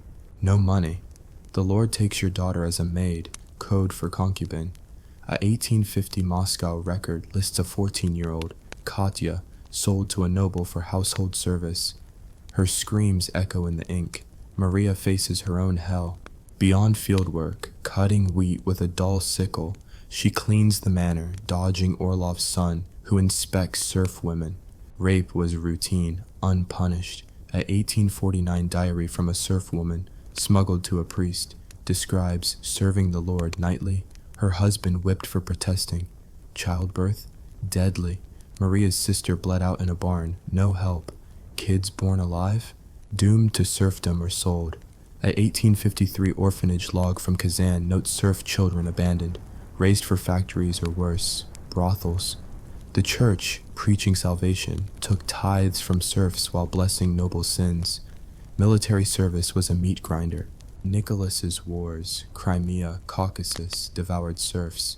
Conscription meant 20 years of hell. A 1854 Crimea log describes serf recruits, half-starved, dying of dysentery before reaching the front. Training? A week with broken muskets. Punishment? Brutal, running the gauntlet meant comrades beating you bloody.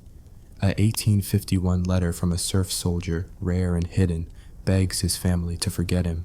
I'm already dead. Desertion? Execution by firing squad.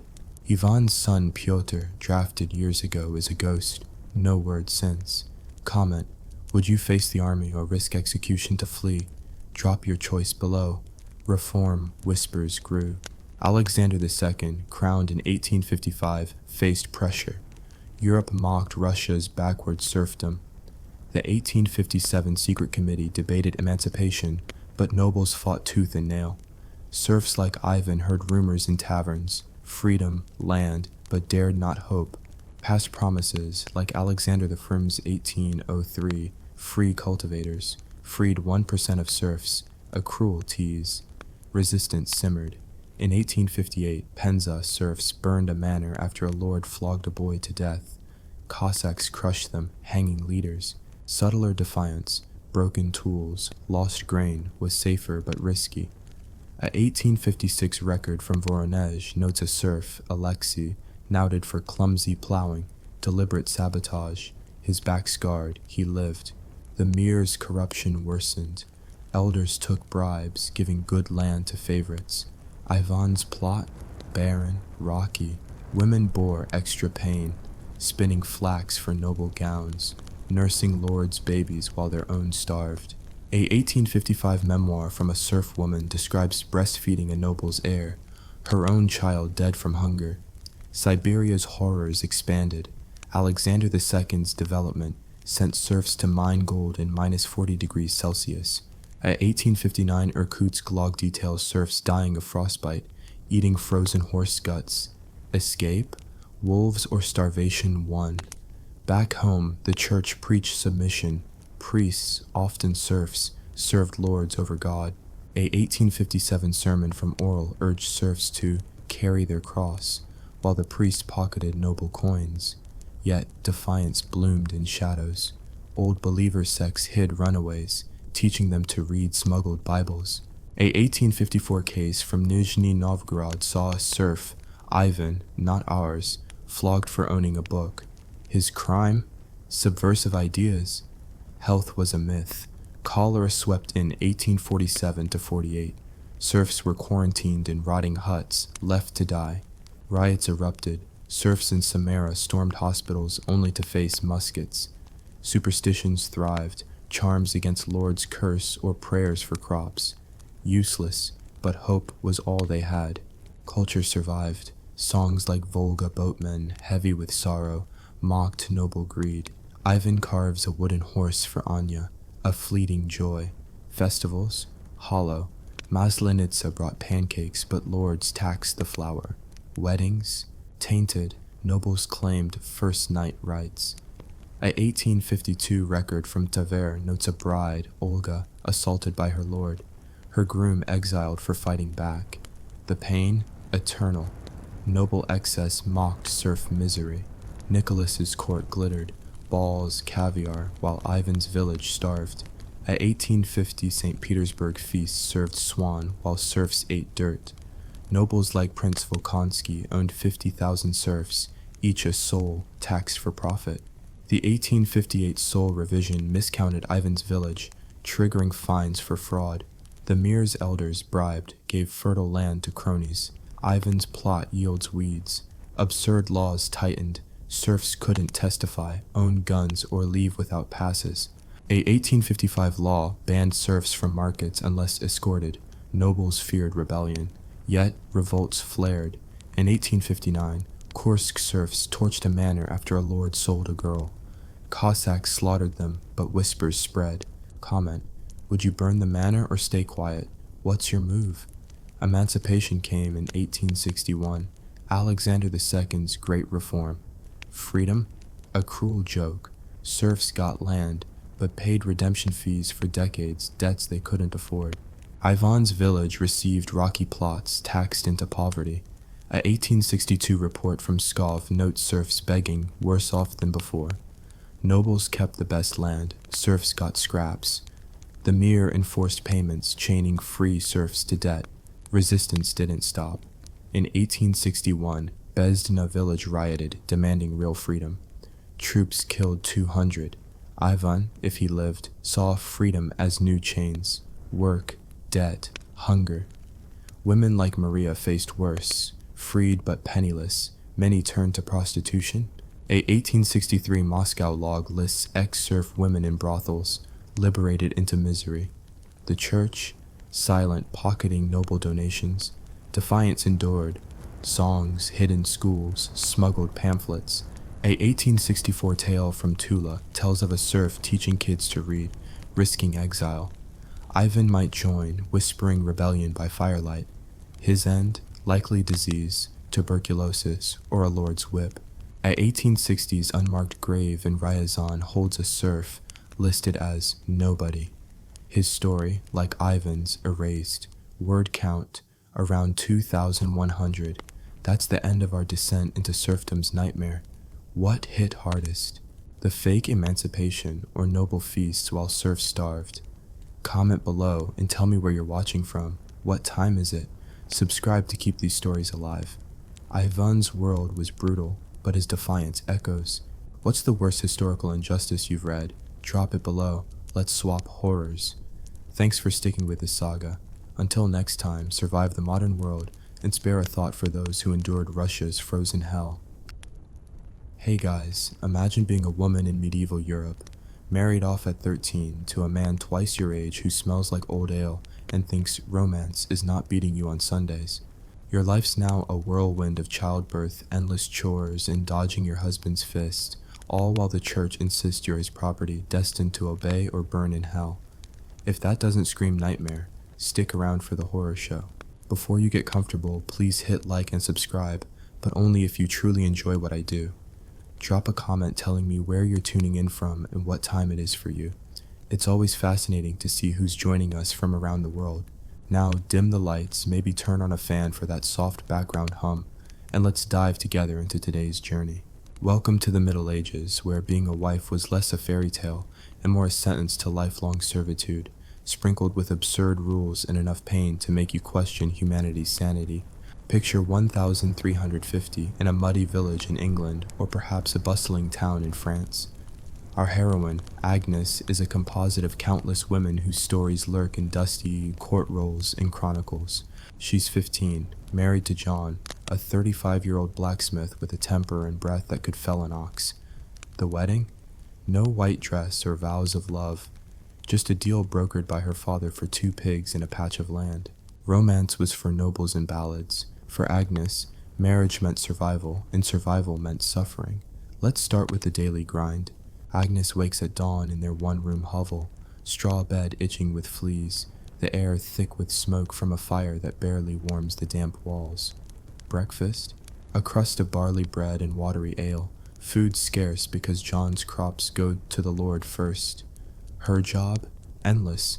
She milks cows, churns butter, spins wool, and bakes bread in a clay oven that's more ash than heat. Then it's off to the fields, hoeing alongside John, her back screaming from the weight of pregnancy, because oh yes, she's pregnant again. Medieval wives were expected to churn out babies like a human assembly line. By 20, Agnes might have 5 kids, 3 already dead from smallpox or dysentery. Childbirth? A gamble with death. No midwives in villages, just neighbors muttering prayers as blood soaks the straw. A 1370s coroner's report from York details a woman, Margaret, dying in labor, her baby stuck. The priest blamed her sins. Absurd, right? The church was everywhere, preaching that wives must submit to husbands, no questions asked. Ephesians 5:22-24 was their mantra. Wives, submit yourselves unto your husbands. Disobey? Eternal damnation, or a fist to the face. Domestic violence wasn't just common, it was legal. The rule of thumb myth, husbands could beat wives with a stick no thicker than a thumb, stems from this era's grim reality. A 1389 court roll from London records a wife, Joan, beaten so badly she lost an eye. The judge fined her husband a shilling and told him to moderate next time. Comment below, what's the most outrageous medieval rule you've heard so far? Could you survive Agnes's life? The absurdity of marriage laws was next level. Girls as young as 12 could wed, often to men old enough to be their fathers. Consent? Optional. A 1340 case from Tuscany shows a 13-year-old, Beatrice, married to a 40-year-old merchant. She was persuaded with threats of disownment. Dowries were key. Families paid to offload daughters because an unmarried woman was a financial drain. No dowry. Good luck. Spinsterhood meant begging or worse. Agnes's dowry was those pigs, and John reminds her daily she's his because of it. Divorce? A fantasy.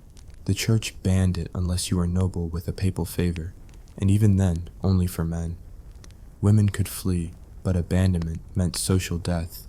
A 1360 French record describes a wife, Marie, who ran from her abusive husband. She was branded a harlot and shunned, starving in alleys. Annulments, possible for impotence or consanguinity, but proving either was a circus. A 1390 Bologna case had a wife, Lucia, endure public inspections to prove her husband's failure. Humiliating, and she still lost. Sex was another minefield. The church dictated when and how, missionary style, no unnatural acts, and definitely not during Lent, Advent, or menstruation. Break the rules? Penance or public shaming. Yet husbands demanded it, and refusal meant beatings. A 1375 church court in Canterbury fined a wife, Emma, for denying her husband conjugal rights. Her bruises weren't mentioned. Meanwhile, husbands could stray. Prostitutes were a necessary evil to prevent worse sins like sodomy, per St. Augustine. Wives caught cheating, exile or death. A 1380s Paris case saw a woman, Isabel, stoned for adultery, while her lover paid a fine. Double standards, medieval style. Pregnancy was relentless. No contraception. Herbs like pennyroyal were risky and illegal. Abortion, a sin punishable by excommunication or worse. A 1350 German record notes a wife, Greta, whipped for using witches' herbs to end a pregnancy. She miscarried from the beating. Surviving kids were a mixed blessing. More mouths, less food. Agnes's babies worked by 5, herding geese or picking weeds. Child mortality was a specter. A 1360s plague in Florence killed half the kids under 10. Parents grieved, but the church said it was God's will. Survival meant labor. Agnes doesn't just keep house. She's a farmhand, weaver, and nurse. She brews ale, a wife's trade in England, selling it for pennies that John often drinks away. Market days? She haggles for turnips, dodging leering merchants and laws banning wives from selling during church hours. A 1370s Norwich ordinance fined women for trading on Sundays, because God cared about commerce. Food was scarce. Gruel, peas, maybe fish on Fridays if the river wasn't dry.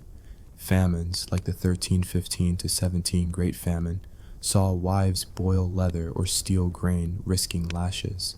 A 1316 chronicle from York describes a wife, Ellen, hanged for stealing barley to feed her kids. The pain? Her husband walked free for the same crime.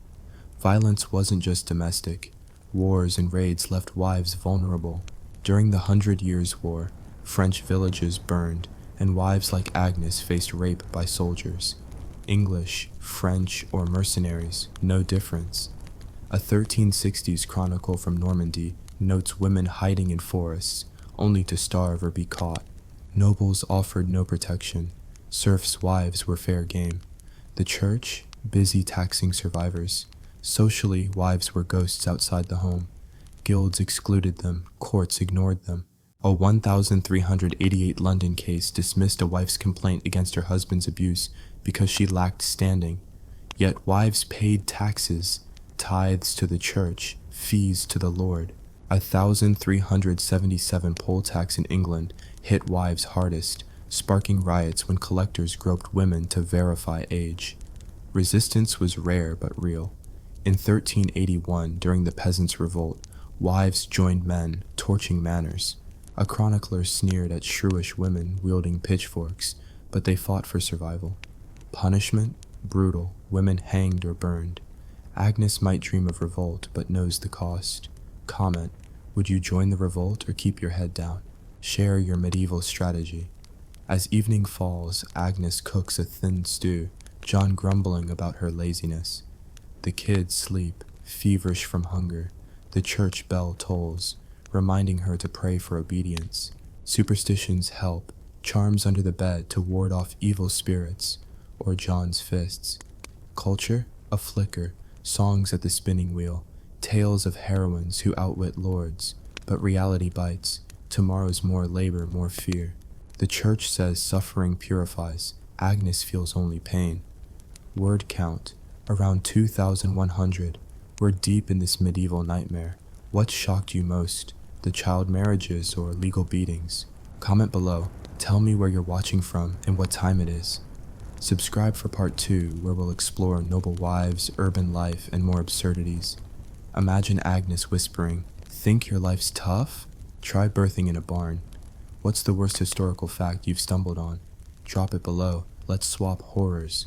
Welcome back to our grim, sardonic plunge into the horrifying lives of medieval wives, where love was a myth and survival was a daily battle against a world that saw women as property with a pulse. So, picture this. It's 1380, and Agnes, our beleaguered heroine, is knee-deep in a world of muddy fields, screaming babies, and a husband who thinks affection means not throwing the stew pot at her head. We're diving into part 2, exploring the lives of noble wives, the chaos of urban marriage, and the absurdities that made being a wife in the Middle Ages a masterclass in endurance. Expect pain, irony, and rules so bizarre they'd make modern red tape blush. Grab a mug of ale, or something stronger, and let's wade into this medieval mess. Agnes trudges through her village, her hands raw from spinning wool, her belly swollen with yet another child she might not survive birthing. Her husband John, the blacksmith, is at the tavern, spending her ale-brewing pennies while she hauls water from a well that's half mud. Rural life for wives like Agnes was a relentless grind. Beyond the chores, milking cows, churning butter, weaving cloth, she's expected to manage the household, which means feeding a family on scraps after the Lord takes his cut. The 1370s saw lean years. The Black Death's aftermath left fields fallow and bellies empty. A 1379 chronicle from Norfolk describes a wife, Cecily, who boiled nettles to feed her kids. 2 died anyway, and the priest blamed her in negligence. Absurd? The church had a knack for turning tragedy into sin. Let's shift to urban life, where wives faced a different flavor of misery. In cities like London or Paris, Agnes might be a merchant's wife, trading rural cows for crowded streets and new pressures. Urban wives often ran shops or stalls, selling bread, cloth, or ale while dodging guild rules that favored men. A 1382 London ordinance banned women from trading without a husband's oversight, yet men like John happily pocketed the profits. Agnes might brew ale, a common wife's trade, only to see her earnings vanish into tavern debts. A 1385 court roll from Paris shows a wife, Jeanne, fined for selling weak ale after her husband watered it down to stretch profits. Her punishment? Public humiliation in the stocks while he walked free. Comment below. Would you rather face rural starvation or urban humiliation? What's your medieval hustle? Marriage in cities brought its own absurdities. Dowries were bigger. Merchants demanded cash or goods, not just pigs. A 1370s Florentine record details a 14-year-old, Maria, married to a 50-year-old wool trader for a dowry of 200 florins. She was beaten for not producing an heir within a year. Urban wives faced pressure to birth sons for business alliances, but infertility was a wife's fault. Church courts could order tests, public exams to prove fertility, often invasive and humiliating. A 1387 Bologna case describes a wife, Clara, stripped before clerics to verify her womb. She was sent back to her abusive husband, barren and shamed. Domestic violence was universal, urban or rural. The church endorsed correction of wives. Beatings were discipline, if not excessive. A 1380 Cologne record notes a wife, Anna, whose husband broke her arm for disobedience. The court advised her to submit better. Husbands faced no real punishment, noble or peasant they ruled. Yet, urban wives had slivers of agency. Some ran businesses in their husband's absence, like widows in Bruges who inherited shops. A 1490 record shows a widow, Marjorie, running a bakery, but only until her husband's guild forced her to remarry or lose it. Agency came with strings. Noble wives, meanwhile, lived in gilded cages. Take Lady Eleanor, a fictional noblewoman inspired by figures like Eleanor of Aquitaine. Married at 12 to a lord twice her age, she's a political pawn, her dowry a swath of land to seal alliances. Her life? Manage estates, oversee serfs, and produce heirs while her husband crusades or carouses. Noble wives faced the same childbirth risks. Eleanor might die in a velvet bed, but death was death. A 1360s chronicle from Castile describes a noble woman, Isabella, dying in labor. Her husband remarried within months. Noble wives also endured courtly love, a poetic farce where knights worshipped them while their husbands looked the other way, unless jealousy flared. A 1375 French case saw a lady, Beatrice, accused of adultery with a knight. She was locked in a tower while he paid a fine. The church's grip was tighter on nobles. Adultery could mean annulment or disinheritance, but only if the husband cared to push it. Sex remained a battlefield. The church's rules, no sex on Sundays, holy days, or during pregnancy, clashed with husbands' demands. Noble wives faced extra scrutiny. Their purity was family honor.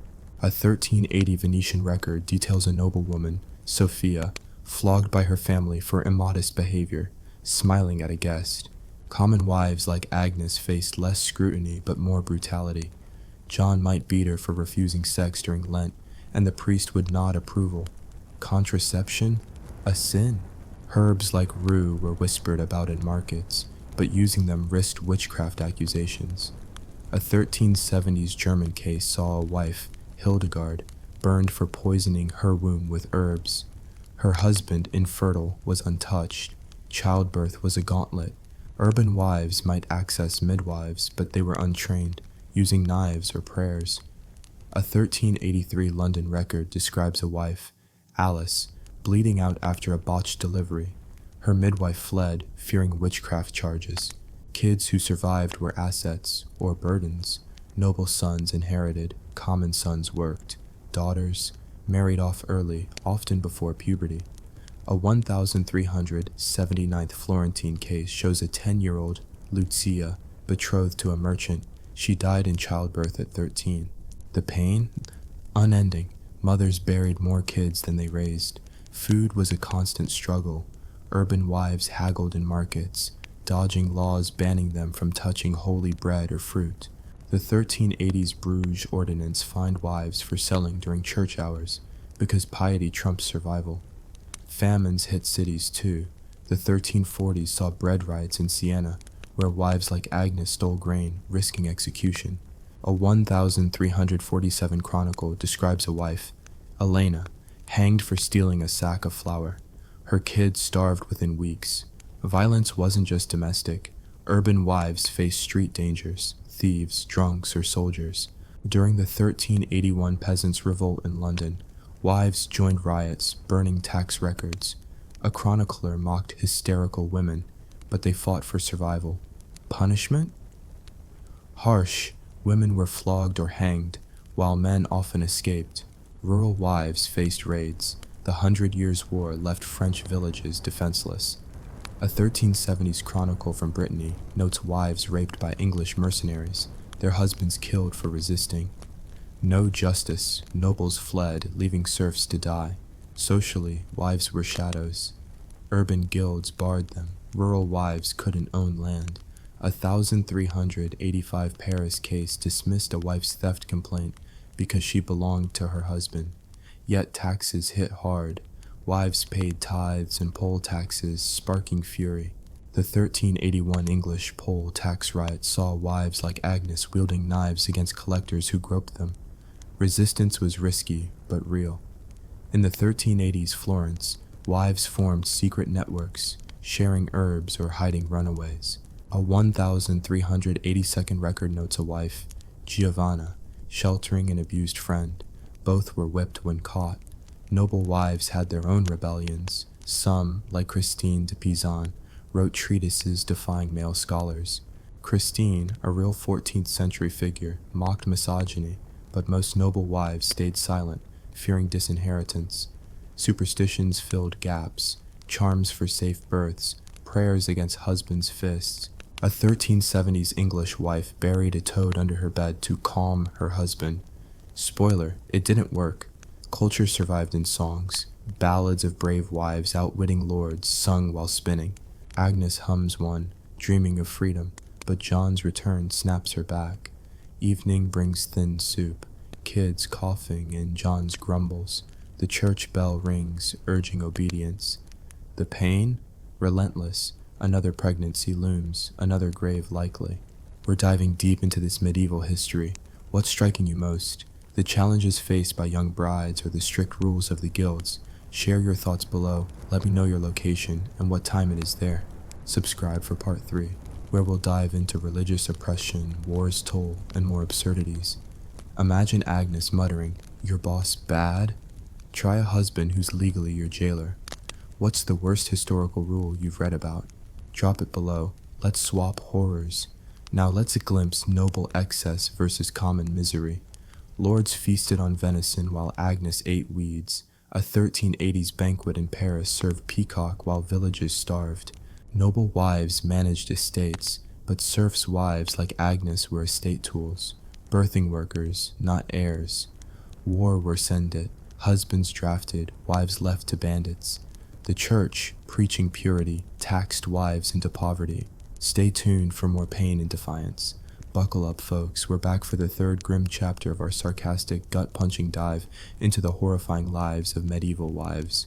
Picture this. It's 1400, and Agnes, our battered heroine, is hauling water through a frostbitten English village. Her hands cracked, her body aching from yet another childbirth, while the church preaches she's lucky to serve her husband John, who's probably off gambling her last pennies. This is part 3, where we unravel the suffocating grip of religion, the brutal toll of war, and the absurdities that made being a wife a daily dance with death and despair. Expect pain, hypocrisy, and rules so ridiculous you'll laugh through the tears. Grab a blanket, this one's as cold as a cathedral stone floor. Let's dive in. Agnes wakes to church bells, a relentless reminder to pray for her soul, and her husband's temper. The church was the medieval puppet master, pulling strings on every wife's life. It dictated everything, when to work, when to bed, even when to think. The Bible's wives submit mantra was law, and priests wielded it like a whip. Disobey your husband, you're defying God. A 1402 sermon from Canterbury declared wives who argued were vipers of Satan, destined for hell. Agnes, like most, attends Mass, kneeling on a cold floor, praying for strength to endure John's fists. The church offered no escape. Divorce was a sin, annulments a noble's privilege. A 1405 York case shows a wife, Marjorie, begging for separation from her abusive husband. The priest ordered her to endure with patience, citing Eve's curse. Absurd? Priests often dined with abusive husbands, pocketing tithes while wives bled. Comment below. What's the most infuriating medieval hypocrisy you've heard? Could you stomach those sermons? Religion wasn't just spiritual. It was a legal cage. Church courts, not secular ones, ruled marriage. Want to leave a violent husband? Prove cruelty beyond broken bones, near impossible. A 1401 Paris record details a wife, Beatrice, who fled her husband's beatings. The church court branded her a rebel, forcing her back. Adultery? a death sentence for wives, a slap on the wrist for men. A 1403 Florence case saw a wife, Lucia, executed for an affair, while her lover paid a fine and married again. Meanwhile, the church ran brothels. Yes, really. In Avignon, papal properties housed stew houses, prophets funding holy wars. The irony? Wives were damned for impurity, while priests cashed in on sin. Sex was a minefield of dogma.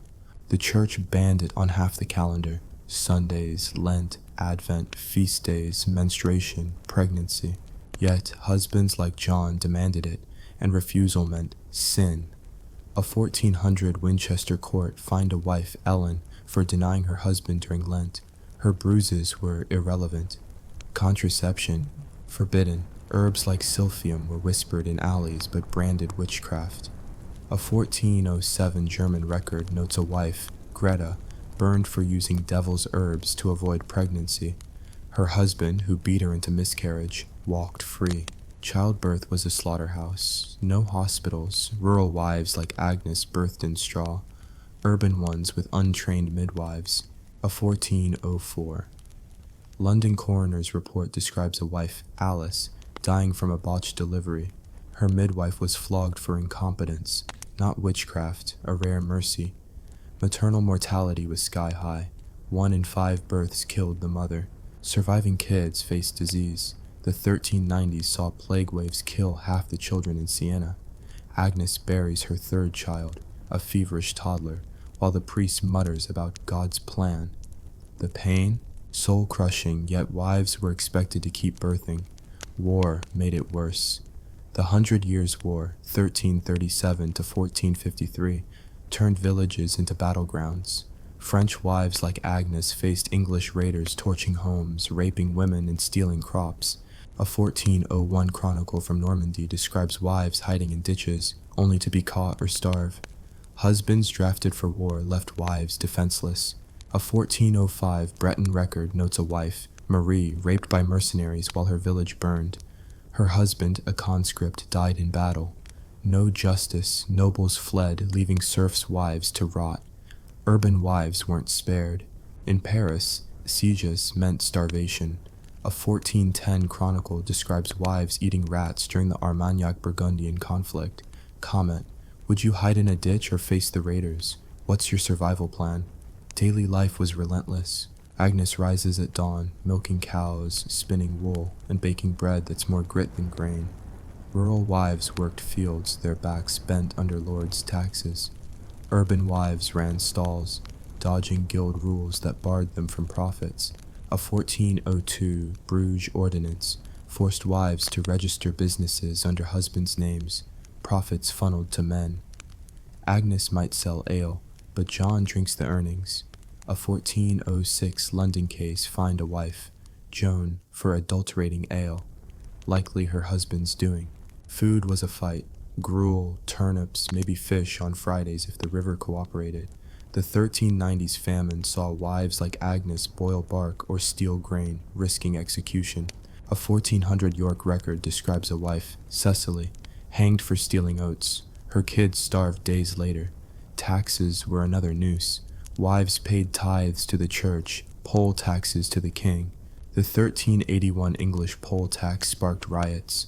Wives joined, wielding knives against groping collectors. A chronicler sneered at unruly women, but they fought for survival.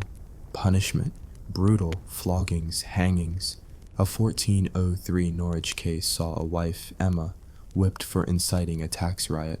Her husband, also a rioter, paid a fine. Socially, wives were invisible.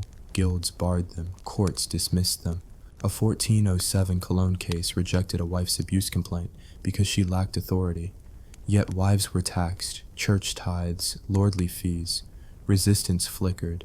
In 1400s Florence, wives formed secret circles sharing food or hiding abused friends. A 1404 record notes a wife, Giovanna, sheltering a runaway. Both were exiled. Noble wives had their own cage, managing estates, birthing heirs, dodging courtly scandals. A 1402 French noblewoman, Isabel, was locked in a convent for immodest dancing. Her husband kept his mistress. Christine de Pizan, A real 15th century writer railed against misogyny, but most noble wives stayed silent, fearing disinheritance. Superstitions were a lifeline, charms for safe births, prayers against abuse. A 1401 English wife buried a hare's foot to calm her husband. Useless, but hope was scarce. Culture survived in whispers, ballads of clever wives sung while weaving. Agnes hums one, dreaming of outwitting John, but his return brings reality, a slap for slow stew. Evening means thin broth, kids shivering, church bells droning obedience. Another pregnancy looms, another roll of death's dice. The church says suffering saves. Agnes feels only despair. Word count, around 2,100. We're deep in this medieval hell. What hit you hardest? The church's brothels or war's brutality? Comment below. Tell me where you're watching from and what time it is. Subscribe for part 4, where we'll explore the Renaissance's false dawn, legal traps, and final flickers of defiance. Imagine Agnes muttering, "Your life tough? Try praying while bleeding." What's the worst historical injustice you've read? Drop it below. Let's swap horrors. Now let's glimpse noble excess versus common misery. Lords feasted on swan while Agnes ate weeds. A 1405 Paris banquet served gilded pies while villages starved. Noble wives wore silk, but serfs' wives like Agnes patched rags. War drafts took husbands, leaving wives to bandits or hunger. The church, preaching purity, taxed wives into oblivion. Rural wives faced feudal lords demanding merchette fees to marry daughters, cash for chains. Urban wives dodged guild spies, reporting unlicensed work. Resistance grew.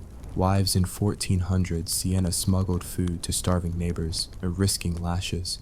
Stay tuned for the finale's pain and rebellion. Here we are, folks, at the final heart-wrenching act of our sarcastic, soul-crushing journey into the horrifying lives of medieval wives. Picture this. It's 1450, and Agnes, our weary heroine, is hunched over a loom in a freezing hovel, her hands bleeding, her body scarred from childbirth, and John's fist, while the Renaissance dawns with promises of art and freedom that never reach. This is part 4, where we unravel the fading days of medieval marriage, the legal traps that chained wives tighter, and the flickers of defiance that lit up the darkness. Expect pain, absurdity, and a world where happily ever after was a cruel joke. Grab a candle. This one's as bleak as a winter's night. Let's dive in. Agnes wakes to the crow of a half-starved rooster, her breath fogging in the icy air of her one-room hut. The fire's out, wood's too scarce, and breakfast is a scrap of moldy bread, shared with kids whose coughs echo like death knells. The 1440s brought lean harvests. Villages in Kent ate boiled grass, and Agnes's family is no exception. A 1447 chronicle from Norfolk tells of a wife, Marjorie, who starved after giving her last crust to her children. The priest called it holy sacrifice. Absurd? The church preached suffering while nobles feasted. Agnes's day is a blur of toil, spinning wool, milking goats, and hauling manure for fields that feed the Lord first. She's pregnant again, her 5th, each birth a roll of death's dice. Childbirth is a slaughterhouse. Rural wives like Agnes rely on neighbors, not midwives, wielding prayers and rusty knives. A 1452 coroner's report from York details a wife, Joan, dying as her baby tore her apart. The priest blamed her impure thoughts. Surviving kids work young. Her son, barely 6, herds sheep, dodging wolves and whips. The plague, still lurking, claims half the children in her village. A 1450 Siena record notes a mother bearing 4 kids in one summer, her grief dismissed as God's will. Comment below. What's the worst medieval hardship you've heard? Could you endure Agnes's losses? The church's grip tightens. By 1450, the Council of Florence reinforced marriage as a sacrament, indissoluble, eternal, want out. Tough luck. Divorce is a noble's game, and even then, only men play it. A 1453 French case shows a wife, Marie, begging for annulment from a husband who broke her ribs. The church ordered her to reconcile. Domestic violence, not just legal, but encouraged. Husbands corrected wives like naughty children. A 1451 London court fined a husband a penny for beating his wife unconscious. She was fined for provoking him. The absurdity? Church courts demanded wives prove excessive cruelty. Broken bones weren't enough. Adultery was a death trap for wives. A 1454 Florence record describes a wife, Lucia, stoned for an affair, while her lover paid a fine and walked. Husbands, free to stray. Prostitutes were safety valves, per St. Thomas Aquinas. The church ran brothels in Rome, funding basilicas with sin money. A 1450 papal ledger lists profits from houses of tolerance near St. Peter's, irony thicker than cathedral incense. Sex rules grew stricter. The church banned intercourse during pregnancy, menstruation, or half the calendar. Yet husbands like John demanded it. Refusal? Sinful. A 1455 Canterbury court punished a wife, Emma, for denying her husband during Advent. Her black eye was irrelevant. Contraception was witchcraft. Herbs like wormwood were whispered in markets but carried death sentences. A 1457 German case saw a wife, Anna, burned for poisoning her womb. Her husband, who beat her barren, was untouched. War's shadow looms. The 100 Years' War drags on, leaving villages like Agnes's defenseless. English raids in 1450s. Normandy saw wives raped, homes burned. A 1453 chronicle describes women hiding in forests, starving or caught by mercenaries. Urban wives face sieges. Paris in 1450 ate cats during a blockade. A 1451 record notes a wife, Jeanne, trading her body for bread. Her husband, a conscript, died in battle. No justice, nobles fled, leaving wives to rot. Comment: would you trade for bread or starve in defiance? What's your move? Daily life is relentless. Agnes weaves cloth for the Lord's table, her fingers raw. Urban wives run stalls, dodging guild spies who fine unlicensed work. A 1452 Bruges law banned wives from selling cloth without a husband's seal. Profits went to men like John, who drink them away. Food is a fight, gruel, onions, maybe salted herring if lucky. The 1440s famine saw wives like Agnes steal grain, risking execution. A 1450 York record describes a wife, Ellen, hanged for stealing barley. Her kids starved weeks later. Taxes choke, tithes to the church, fees to the Lord. The 1430s French tile tax hit wives hard, sparking riots when collectors groped women. A 1454 chronicle notes wives in Rouen burning tax rolls, punished with floggings while men paid fines. Socially, wives are ghosts. Guilds bar them, courts ignore them. A 1455 Cologne case dismissed a wife's abuse complaint because she lacked standing. Yet taxes flow. Wives fund churches and wars. Noble wives fare little better, caged in castles, birthing heirs, dodging scandals.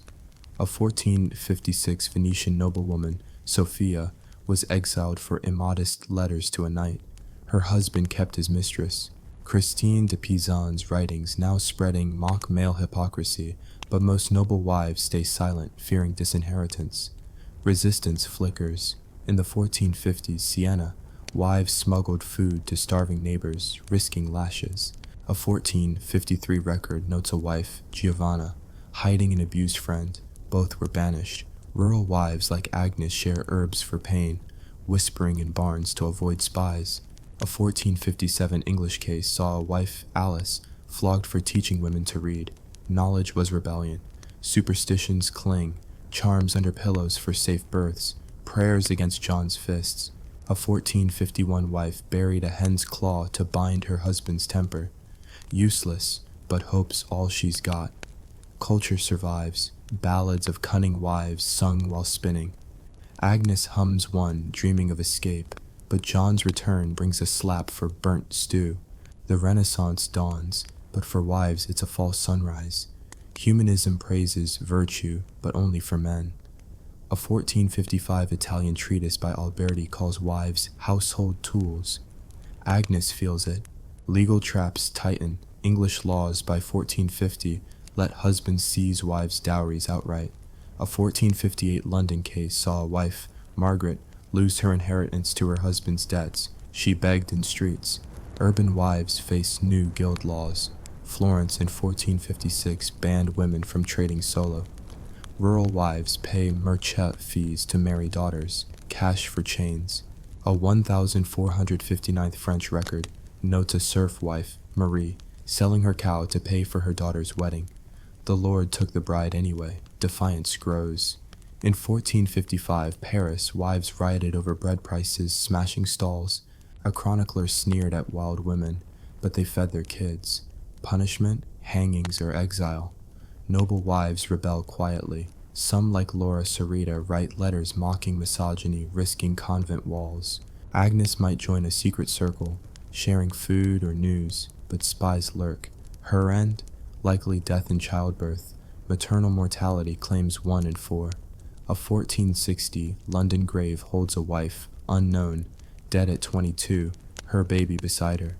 Or maybe John's fist ends her unpunished. The church says she's purified. Agnes feels only pain. Word count, around 2,100. That's the end of our medieval nightmare. What hit hardest? The church's brothels or fake Renaissance freedom? Comment below, tell me where you're watching from and what time it is. Subscribe to keep these stories alive. Agnes's world was brutal, but her defiance echoes. What's the worst historical injustice you've read? Drop it below. Let's swap horrors. Thanks for sticking with this saga. Until next time, survive the modern world and spare a thought for those who endured this hell. Ever felt like your morning commute is a soul-crushing nightmare? Ever looked at your cramped apartment and thought, this is a prison? Oh, you sweet summer child, you have no idea. Let me offer you a little perspective. Let's take a trip back to the 18th and 19th centuries, a glorious time when Britannia ruled the waves and apparently had a serious hoarding problem when it came to its own citizens. The solution? A revolutionary new form of budget travel and waterfront housing with complimentary seasickness, zero personal space, and a shockingly high chance of a permanent watery checkout. Welcome aboard His Majesty's floating cesspit, the British prison ship. Before we cast off on this voyage into misery, let's talk about how you, a fine, upstanding citizen, might win a ticket for this all-expenses-paid trip to hell. Perhaps you stole a handkerchief. Maybe you poached a rabbit from a lord's estate because your children's stomachs were performing a symphony of starvation. Or maybe, just maybe, you were a child of 10 who nabbed a loaf of bread and found yourself declared an enemy of the state. The British justice system of the day was less a finely balanced scale and more of a giant institutional hammer, where every problem looked suspiciously like a nail that needed to be hammered far, far away. The prisons were overflowing, a testament to the nation's booming poverty and draconian laws. So, the powers that be, in their infinite wisdom, looked at the glorious decommissioned warships that had once blasted the French and Spanish into splinters and had a brilliant idea. You know, one of them probably said, stroking a powdered wig, that magnificent 74-gun ship of the line, the HMS Bellerophon, which once held Napoleon himself, is just sitting there. What if we filled it with poor people and anchored it in the Thames to rot? And so, the age of the prison hulk began. Imagine the sales pitch. Tired of the hustle and bustle of London? We invite you to an exclusive stationary residence on the scenic River Thames. Formerly a majestic warship, now repurposed into a vibrant, close-knit community living experience. Enjoy the rhythmic lapping of sewage against the hull, the constant musical clanking of chains, and a diet so minimalist you'll shed those unwanted pounds in no time. This was the reality for tens of thousands of convicts. They weren't immediately shipped to Australia. First, they had to be seasoned, to be marinated in misery in these floating purgatories. These weren't ships in the traditional sense anymore. They were giant wooden bathtubs of despair. Their masts were stripped, their glorious sails were gone, and their gun ports, which once spat fire and glory, were now barred, offering only a sliver of a view of a world that had utterly discarded you. The entire vessel was then roofed over with a drab, shed-like structure, as if to put a final, ugly hat on its former magnificence. Let's take a walk on board, shall we? Mind your step. The first thing that hits you isn't a sight, but a smell.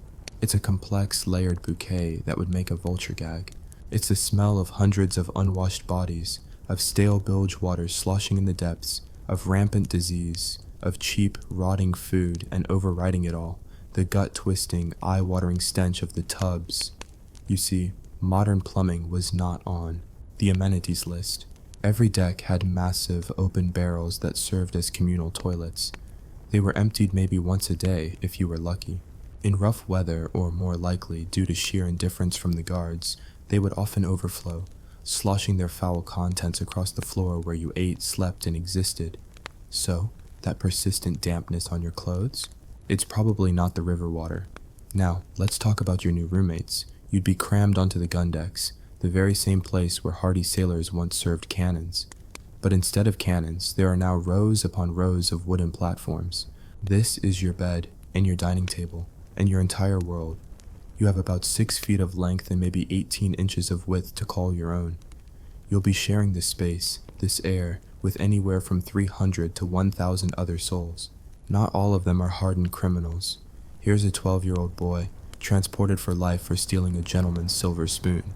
Over there, an old Irish farmer, guilty of nothing more than protesting against his landlord, now branded a political radical. And right next to you, yes, is a genuinely terrifying murderer who would slit your throat for your daily biscuit and use your windpipe as a flute. It's a vibrant, eclectic mix of the desperate, the unlucky, and the truly dangerous, all stewing together in a single sealed pot of human suffering. What crime do you think you'd be here for? Seriously, pause and think about it. What minor infraction in your modern life would have earned you a permanent spot in this wooden hell? Let me know your imagined 18th century felony in the comments below.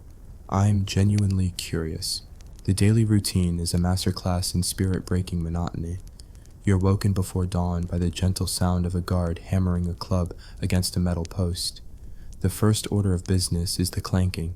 Everyone is shackled. Heavy iron rings on your ankles connected by a thick chain. You learn to move in a specific shuffle, a pathetic, synchronized dance of the damned. Forget running, forget stretching. This iron is your constant companion. It rubs your skin raw, leading to ulcers and infections that can easily kill you in this pre-antibiotic wonderland. After a breakfast that we'll explore in nauseating detail later, it's time for work. If you're lucky, you're put on a shore party, dredging the river, building docks, or working in the naval yards. This is considered lucky because you get to breathe air that hasn't already been inside 1,000 other lungs, and you get to see the sun. The work is backbreaking, often pointless, and you're doing it in heavy, sodden clothes under the watchful eyes of guards who are just waiting for an excuse to use their muskets. If you're not so lucky, you stay on the hulk. Your job might be to pump the bilge, a never-ending task to keep the rotting ship from sinking. You're deep in the bowels of the vessel, in near total darkness, the foul water up to your knees, the stench thick enough to chew. Or perhaps you'll be a tailor, mending threadbare uniforms, or a cook's assistant, a truly stomach-turning role. But the worst job, the one reserved for the lowest of the low, is to be a scavenger. Your job is to manage those overflowing toilet tubs. It's a position of immense olfactory suffering and zero social standing, even here at the bottom of society. This routine is your life, 7 days a week, for months, sometimes years, as you wait. Waiting for your real voyage to begin, or waiting for the sweet, sweet release of death. Many found the latter came first. Let's talk about the wellness package, starting with the catering. Forget your artisanal sourdough and avocado toast. The menu here is brutally simple and brutally bad. The cornerstone of your diet is the ship's biscuit or hardtack. This isn't the flaky, buttery biscuit you're thinking of. Imagine a brick made of flour, salt, and water, baked until it's hard enough to be used as a weapon or a building material. It was notoriously infested with weevils. The sailors had a joke. You tap the biscuit on the table and wait for the weevils to run out. Or, if you're in the dark, you just eat it and try to convince yourself the crunch is just part of the texture. A little extra protein, you see. Alongside this delicacy, you'd receive a daily ration of watery oatmeal, often called burgoo, and maybe on a good day, a small piece of salted meat. This meat was usually ancient, preserved in so much salt it would mummify your tongue. It was often green or black in color and so tough you could resole your shoes with it. Fresh vegetables, fruit, don't be ridiculous. This was a diet scientifically calculated to induce scurvy, a delightful condition where your teeth fall out, your old wounds reopen, and you slowly bleed to death from the inside. Bon appétit. But the food is only one part of the health crisis. The real king of the hulks was a disease so prevalent, they called it jail fever, or typhus.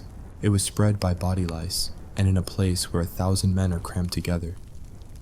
Never washing, wearing the same clothes for months on end, lice weren't just common, they were an unavoidable fact of life. They were in your clothes, your bedding, your hair. Typhus begins with a headache and a fever, then a rash, and soon you descend into delirium, your body burning up before you finally expire. It would sweep through a ship with the speed and ferocity of a fire. The guards were terrified of it.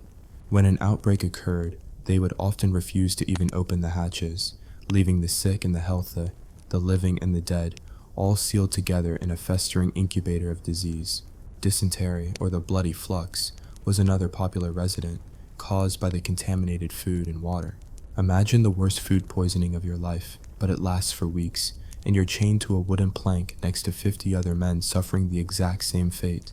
If you did get sick, you might be sent to the hospital ship. This sounds like a step up, but it was often just another, smaller hulk reserved for the dying. The ship's surgeon was usually a man who couldn't find work anywhere else. His medical philosophy was rooted in the holy trinity of 18th century medicine: bleeding, purging, and amputation. Got a fever? We'll bleed you until you faint. Got a stomach ache? Here's a powerful emetic to make you vomit up your own intestines. Got an infected leg from your shackles? Off it comes, no anesthetic, just a swig of rum and a leather strap to bite down on, while the saw does its work. Your chances of surviving the cure were often lower than your chances of surviving the disease. The mortality rate on some of these hulks was staggering. In the early days, as many as 1 in 3 convicts would die before they even set foot on the transport ship to their final destination. Their bodies were unceremoniously dumped into unmarked graves in the marshes and mudflats surrounding the river. Out of sight, out of mind, a cheap and efficient disposal of human refuse. But human beings are resilient, and even in the darkest, most wretched corners of existence, they create a society. The society of the hulks was a brutal Darwinian hierarchy. The strong, the violent, the utterly ruthless rose to the top. They became the ship's captains or deck bosses, unofficial leaders who ran the convict population through fear. They controlled the gambling rings, the trade in stolen food, and the distribution of any small luxuries that could be smuggled aboard, like tobacco or rum. They would tax the rations of the weaker prisoners, leaving them even closer to starvation. If you crossed them, you might get a beating in a dark corner, or you might simply disappear overnight. The guards often turned a blind eye to this internal brutality. As long as the prisoners were policing themselves and not causing a riot, they didn't care. It saved them the trouble. Newcomers were easy prey. They were called greenhorns, and they were systematically tested and stripped of anything of value. Your only hope for survival was to either be tougher and crazier than everyone else, or to find a protector, which came at its own price. Friendships were rare and dangerous commodities. Who could you trust?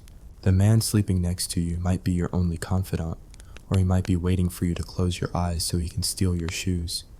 Acts of kindness were flickers of light in an overwhelming darkness, but they happened. A shared piece of biscuit, a word of comfort to a dying boy, small, desperate attempts to hold on to a shred of humanity in a system designed to strip it all away. And this, remember, was just the prelude. This was just the waiting room. For many, the real journey, the true descent into the watery abyss, hadn't even begun. After months or years of this, you'd be woken one morning, not by the usual club on a post, but with a different kind of news. A ship had arrived, a transport, and it was time to go to the other side of the world. Time to leave the rotting, stationary hell for a moving one. So, you've survived the Hulk. Congratulations. You haven't succumbed to typhus, you haven't been bludgeoned to death over a crust of weevil-infested bread, and you haven't simply given up and thrown yourself into the chemical cocktail of the river. You are one of the lucky ones, and your prize? A starring role in the next stage of this grand imperial production, The Voyage. The day of departure is a masterpiece of organized chaos and public spectacle. You are roused in the pre-dawn chill, not with the usual thud of a club, but with a new energy, a crackle of grim purpose. The blacksmith arrives. Oh goody, a new fashion accessory. You are brought out in small groups, and the ankle irons you've worn for years are struck off, only to be replaced with new, heavier ones, specifically designed for travel. These aren't just for restraint, they're for linking you to your fellow passengers. You're chained together in a chain gang, a miserable human centipede of despair, shuffled from the familiar stench of the hulk onto a small ferry boat. This is your last glimpse of England. For many, it's the first time in years they've been in the open air, without being on a forced labor crew. You might see London's skyline, a place of distant memory, or the green fields of Kent. People might be gathered on the shore to watch you go. They aren't there to wish you well. They're there for the show. You're a theatrical performance, a cautionary tale. See, children? That's what happens when you steal apples. You are paraded past them, a shuffling, clanking line of ghosts in rags, before being rowed out to your new home. And there she is, the transport ship. She doesn't look like a vessel of hope. She looks like a predator, often smaller than the man of war you just left. These were merchant ships, repurposed for a new kind of cargo. They were contracted out by the government to private businessmen. This wasn't a naval operation, it was a for-profit enterprise. Think of it as the 18th century equivalent of a low-budget airline, where the baggage is human and the final destination is a continent-sized prison. The man in charge, the ship's master, is not a naval captain. He's a merchant. His goal is not your welfare. It is to maximize his profit. The government pays him a flat fee per convict that embarks. Notice the wording, embarks, not arrives. In the early days, if you died halfway through the journey, he still got paid. This is what you might call a slight disincentive for keeping you alive. Later, the system was reformed to pay for arrivals, which marginally improved your chances of survival from abysmal to merely terrible. This captain is your god for the next 6 to 8 months. He controls your food, your water, and whether you see the sun at all. And he's probably subcontracted the entire affair, from the food supply to the leg irons to the lowest bidder, so you can be sure you're getting the absolute rock-bottom, bargain basement experience of human suffering. You're prodded and shoved up the gangplank and onto the deck, and then you are guided to a hole, a hatchway leading down into the dark. And as you descend that ladder, the light from above is sliced away, and the smell rises up to greet you. It's the familiar smell of the hulk. Unwashed bodies, bilge water, despair, but it's concentrated, weaponized. It's the smell of a sealed tomb. Welcome to the 'tween decks, your home for the foreseeable future. The space is shockingly small. The ceiling is so low that a tall man can't stand upright. There are no portholes. The only light and air comes from the hatch you just came through, and a few other small grated openings in the deck above.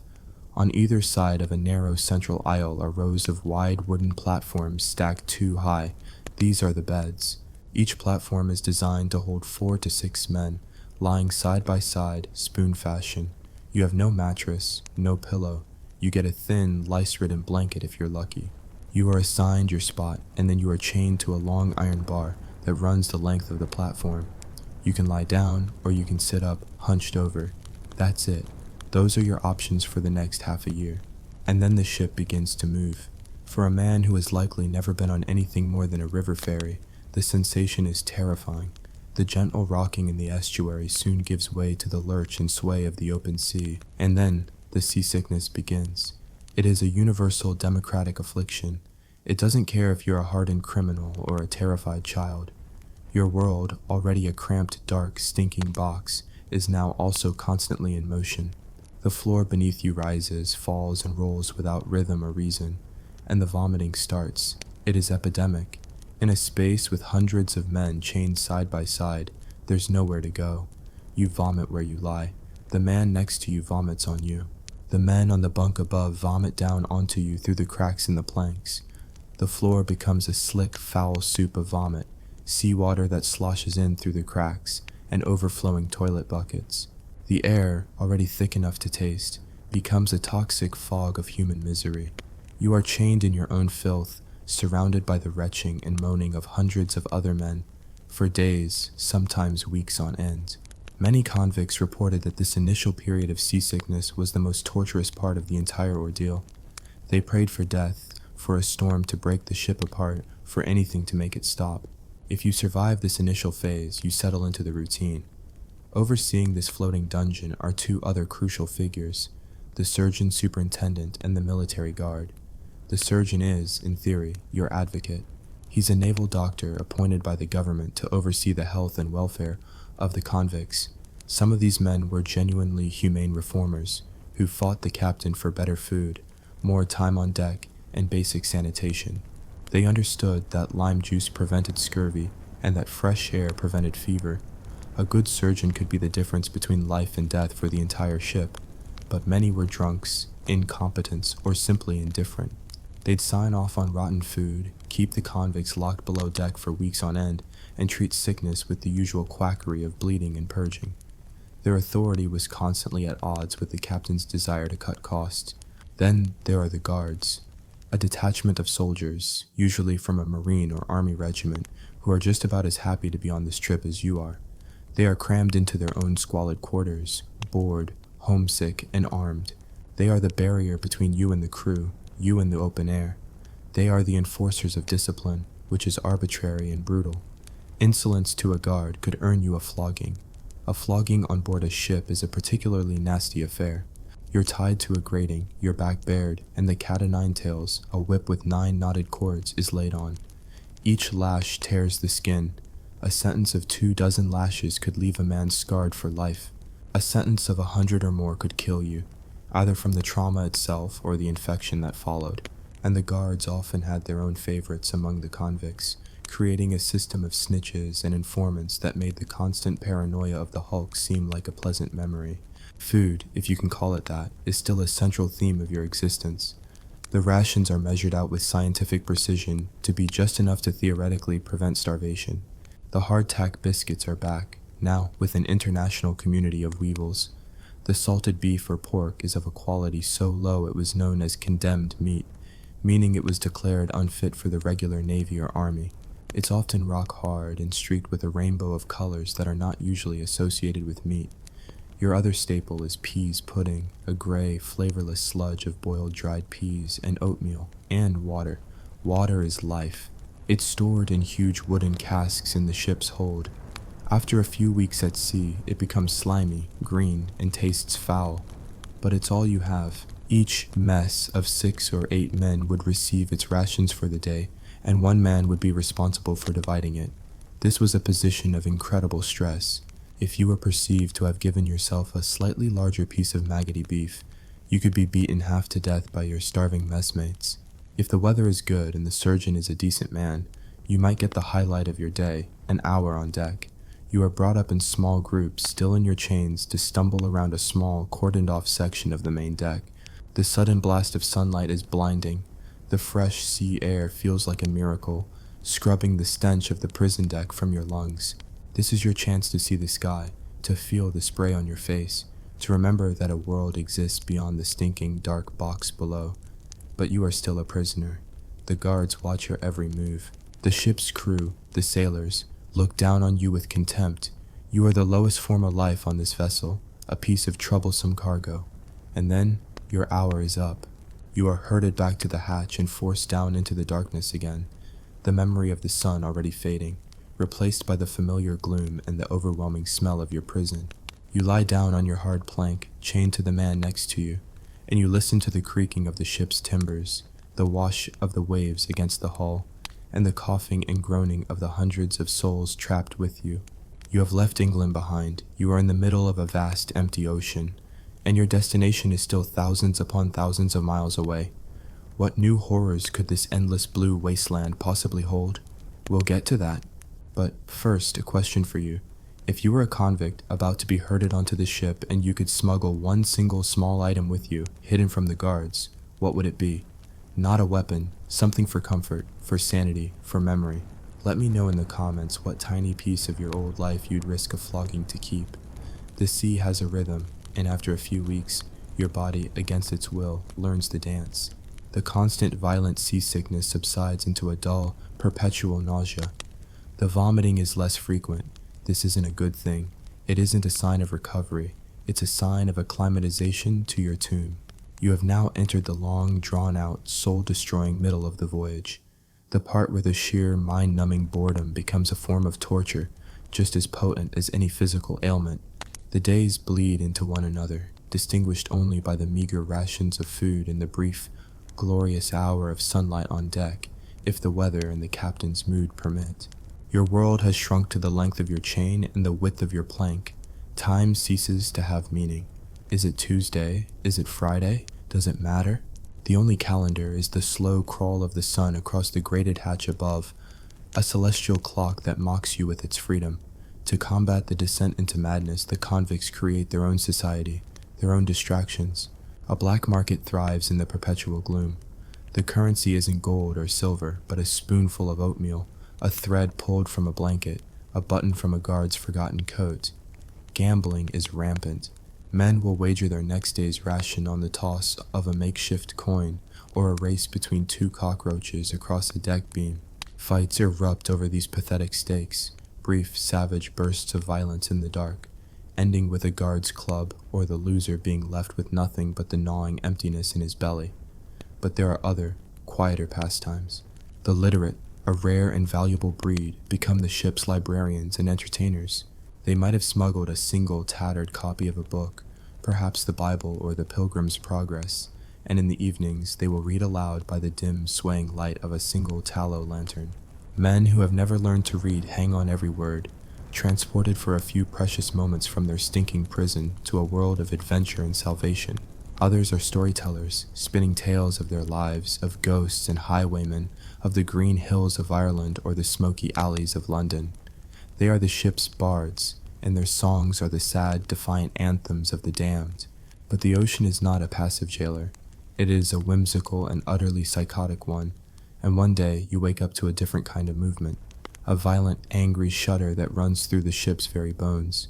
The gentle rocking is gone, replaced by terrifying lurches that send men sliding across the deck into a tangled, cursing heap of limbs and chains. It's a storm, and you are about to experience it from the worst possible seat in the house. Above you, on deck, you hear the roar of the wind, the crash of waves that sound like mountains collapsing, the desperate, shouted orders of the crew, the frantic running of feet. But you see nothing. You are sealed in. The hatches are battened down, plunging you into absolute, suffocating blackness. The ship becomes a toy in the hands of a furious giant. It is thrown into the air, only to slam down with a force that feels like it will split the hull in two. It rolls onto its side, so far that you are convinced it will never come back up, and you hang by your chains, the world turns sideways, the toilet tubs and all their contents cascading across the ceiling. Water begins to pour in, not just a leak, but a torrent, gushing through every seam in the hull. It's icy cold, and soon the deck is awash with a foul, sloshing tide of seawater, bilge, and filth. The screaming starts. Men are praying, cursing, crying for their mothers. The noise is a symphony from hell. The shrieking of the wind, the groaning of the ship's timbers protesting their torment, and the chorus of 1,000 terrified men who are chained in a box, slowly filling with water, with absolutely no chance of escape. This can go on for hours, it can go on for days, you don't know. You just lie there in the freezing, stinking water, in the total darkness, listening to the world being torn apart around you and waiting for the final, splintering crash that will send you all to the bottom. And then, as suddenly as it began, it might stop. The hatches are opened and a sliver of gray light pierces the gloom, revealing the devastation. Men with broken limbs, men who have been knocked unconscious, the waterlogged bodies of those who may have drowned or been crushed in the chaos. The storm has passed, you have survived, and now you get the joy of cleaning it all up. But a storm is not the only way the ocean can kill you. Perhaps even worse is its opposite, the doldrums. The ship sails into a region near the equator where the wind simply dies. The sails hang limp, the ship stops, and you are becalmed, a tiny speck of wood on a vast, motionless sheet of glass under a white-hot, merciless sun. The heat below deck becomes unbearable. The wood radiates it. The air is thick, wet, and still. Breathing feels like drinking soup. And the captain makes an announcement. Water rations are to be cut in half. Thirst is a different kind of torment. It's a slow, insidious burn that starts in your throat and spreads to every cell of your body. Your tongue swells in your mouth. Your thoughts become cloudy. And with the heat and the dehydration, the real king of the long voyage awakens. Scurvy. This isn't a quick, violent disease like typhus. Scurvy is a slow, methodical deconstruction of the human body. It begins subtly. You feel tired, lethargic, your joints ache. Then you notice your gums. They become swollen, spongy, and purple. They bleed at the slightest touch. Eating your rock-hard biscuit becomes an agony of blood and pain. Then your teeth begin to loosen in their sockets, wobbling like pebbles in the mud until they fall out one by one. Old scars, wounds you got years ago, suddenly reopen and begin to fester, as if the body is forgetting how to hold itself together. Your skin erupts in dark, ugly blotches. Your legs swell to twice their normal size, the muscles hardening until you cannot walk. You are slowly, inexorably falling apart, and you are fully conscious for the entire process. The cure was known, fresh fruit and vegetables, but that was a luxury you would not see for months. You can only lie there and feel yourself rot from the inside out. Now, if you think this catalog of horrors was the complete experience, you've forgotten one crucial detail. Not all the convicts were men. There were female transports too, and their journey contained a special, added layer of hell. Imagine everything we've talked about: the filth, the disease, the chains, the storms, the scurvy, but now add the constant predatory threat of the ship's crew. The women were often confined to a separate area, but the locks were not always secure, and the guards were not always vigilant. In fact, they were often complicit. The captain, the officers, the sailors. Many viewed the female convicts as a perquisite of the voyage, their reward for this tedious job. A woman's survival often depended on her willingness to become a sea wife to one of the men in power. Choosing a protector, a captain, or a surgeon might grant you better food, cleaner quarters, and a measure of safety from the rest of the crew. Refusing or being unchosen could mean a voyage of relentless harassment and assault, a nightmare from which there was no escape. They were trapped on a small wooden vessel in the middle of the ocean, utterly at the mercy of their jailers. It was a system of institutionalized sexual slavery, a final brutal insult from a society that had already condemned them. The ship creeps on. Weeks turn into months. You cross the equator, a terrifying and bizarre ceremony, where sailors dressed as King Neptune and his court initiate you by dunking you in barrels of seawater and smearing your face with tar.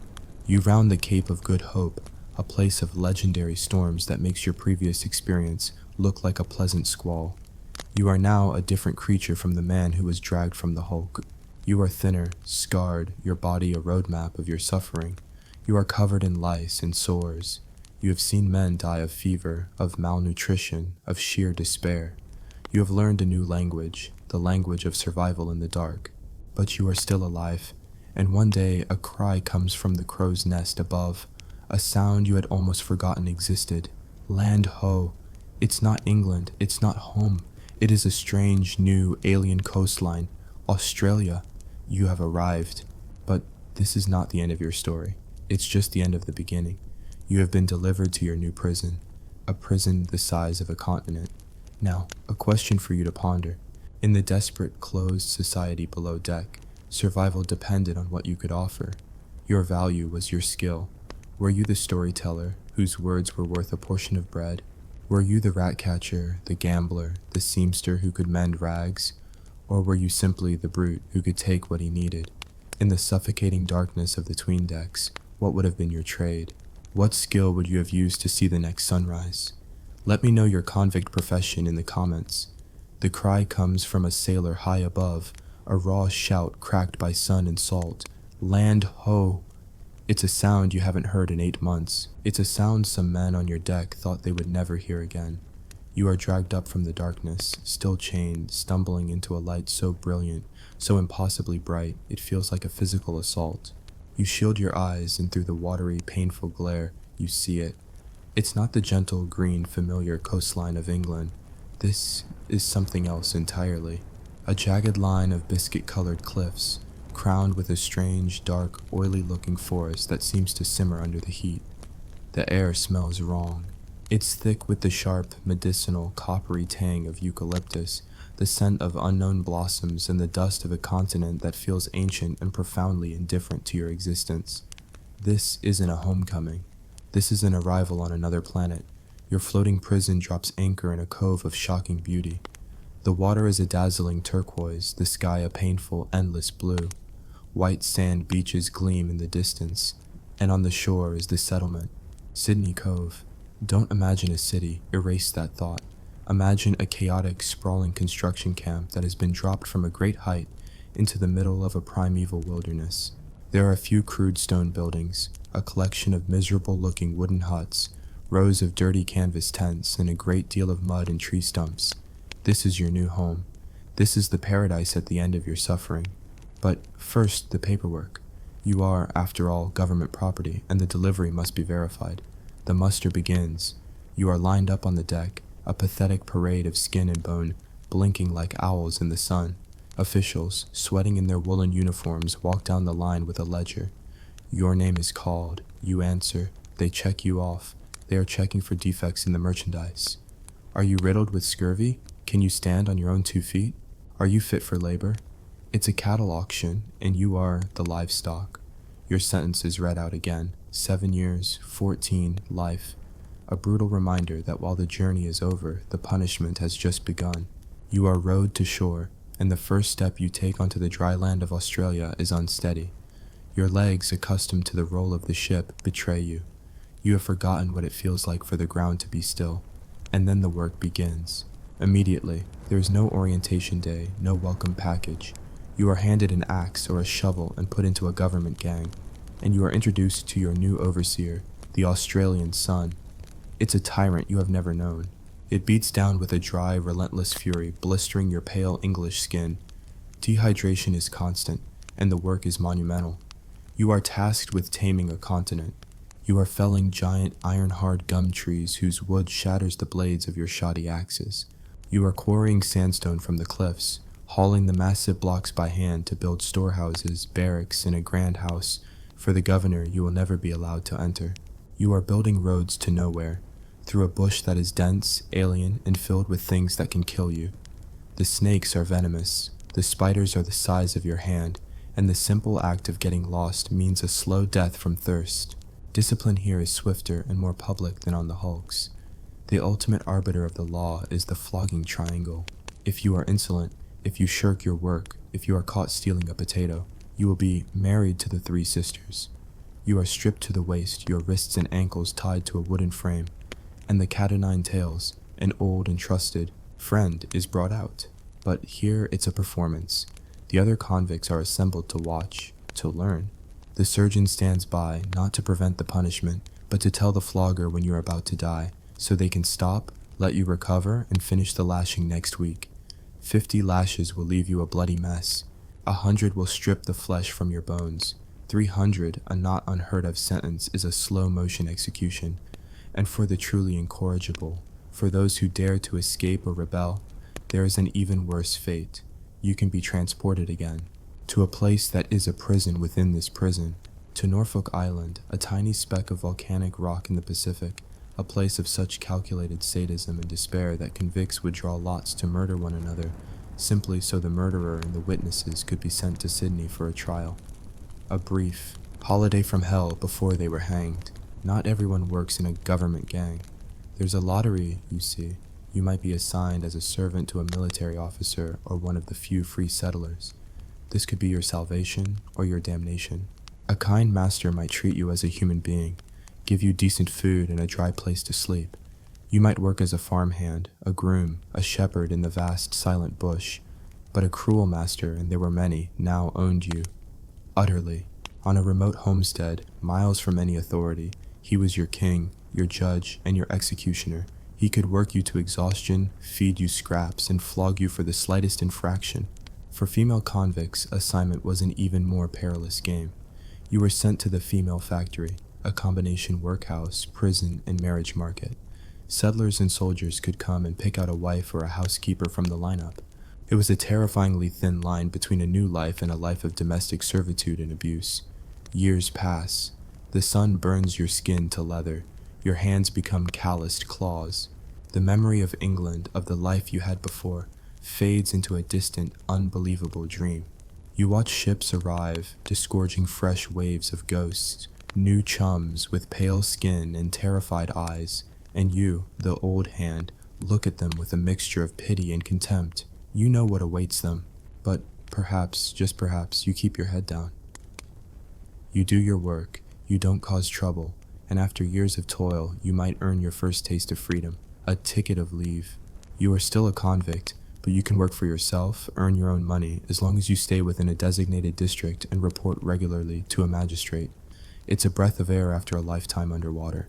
And then, finally, the day might come when your sentence is served. 7 years, 14 years. You are called before an official and you are handed a piece of paper, a certificate of freedom. You are a free man.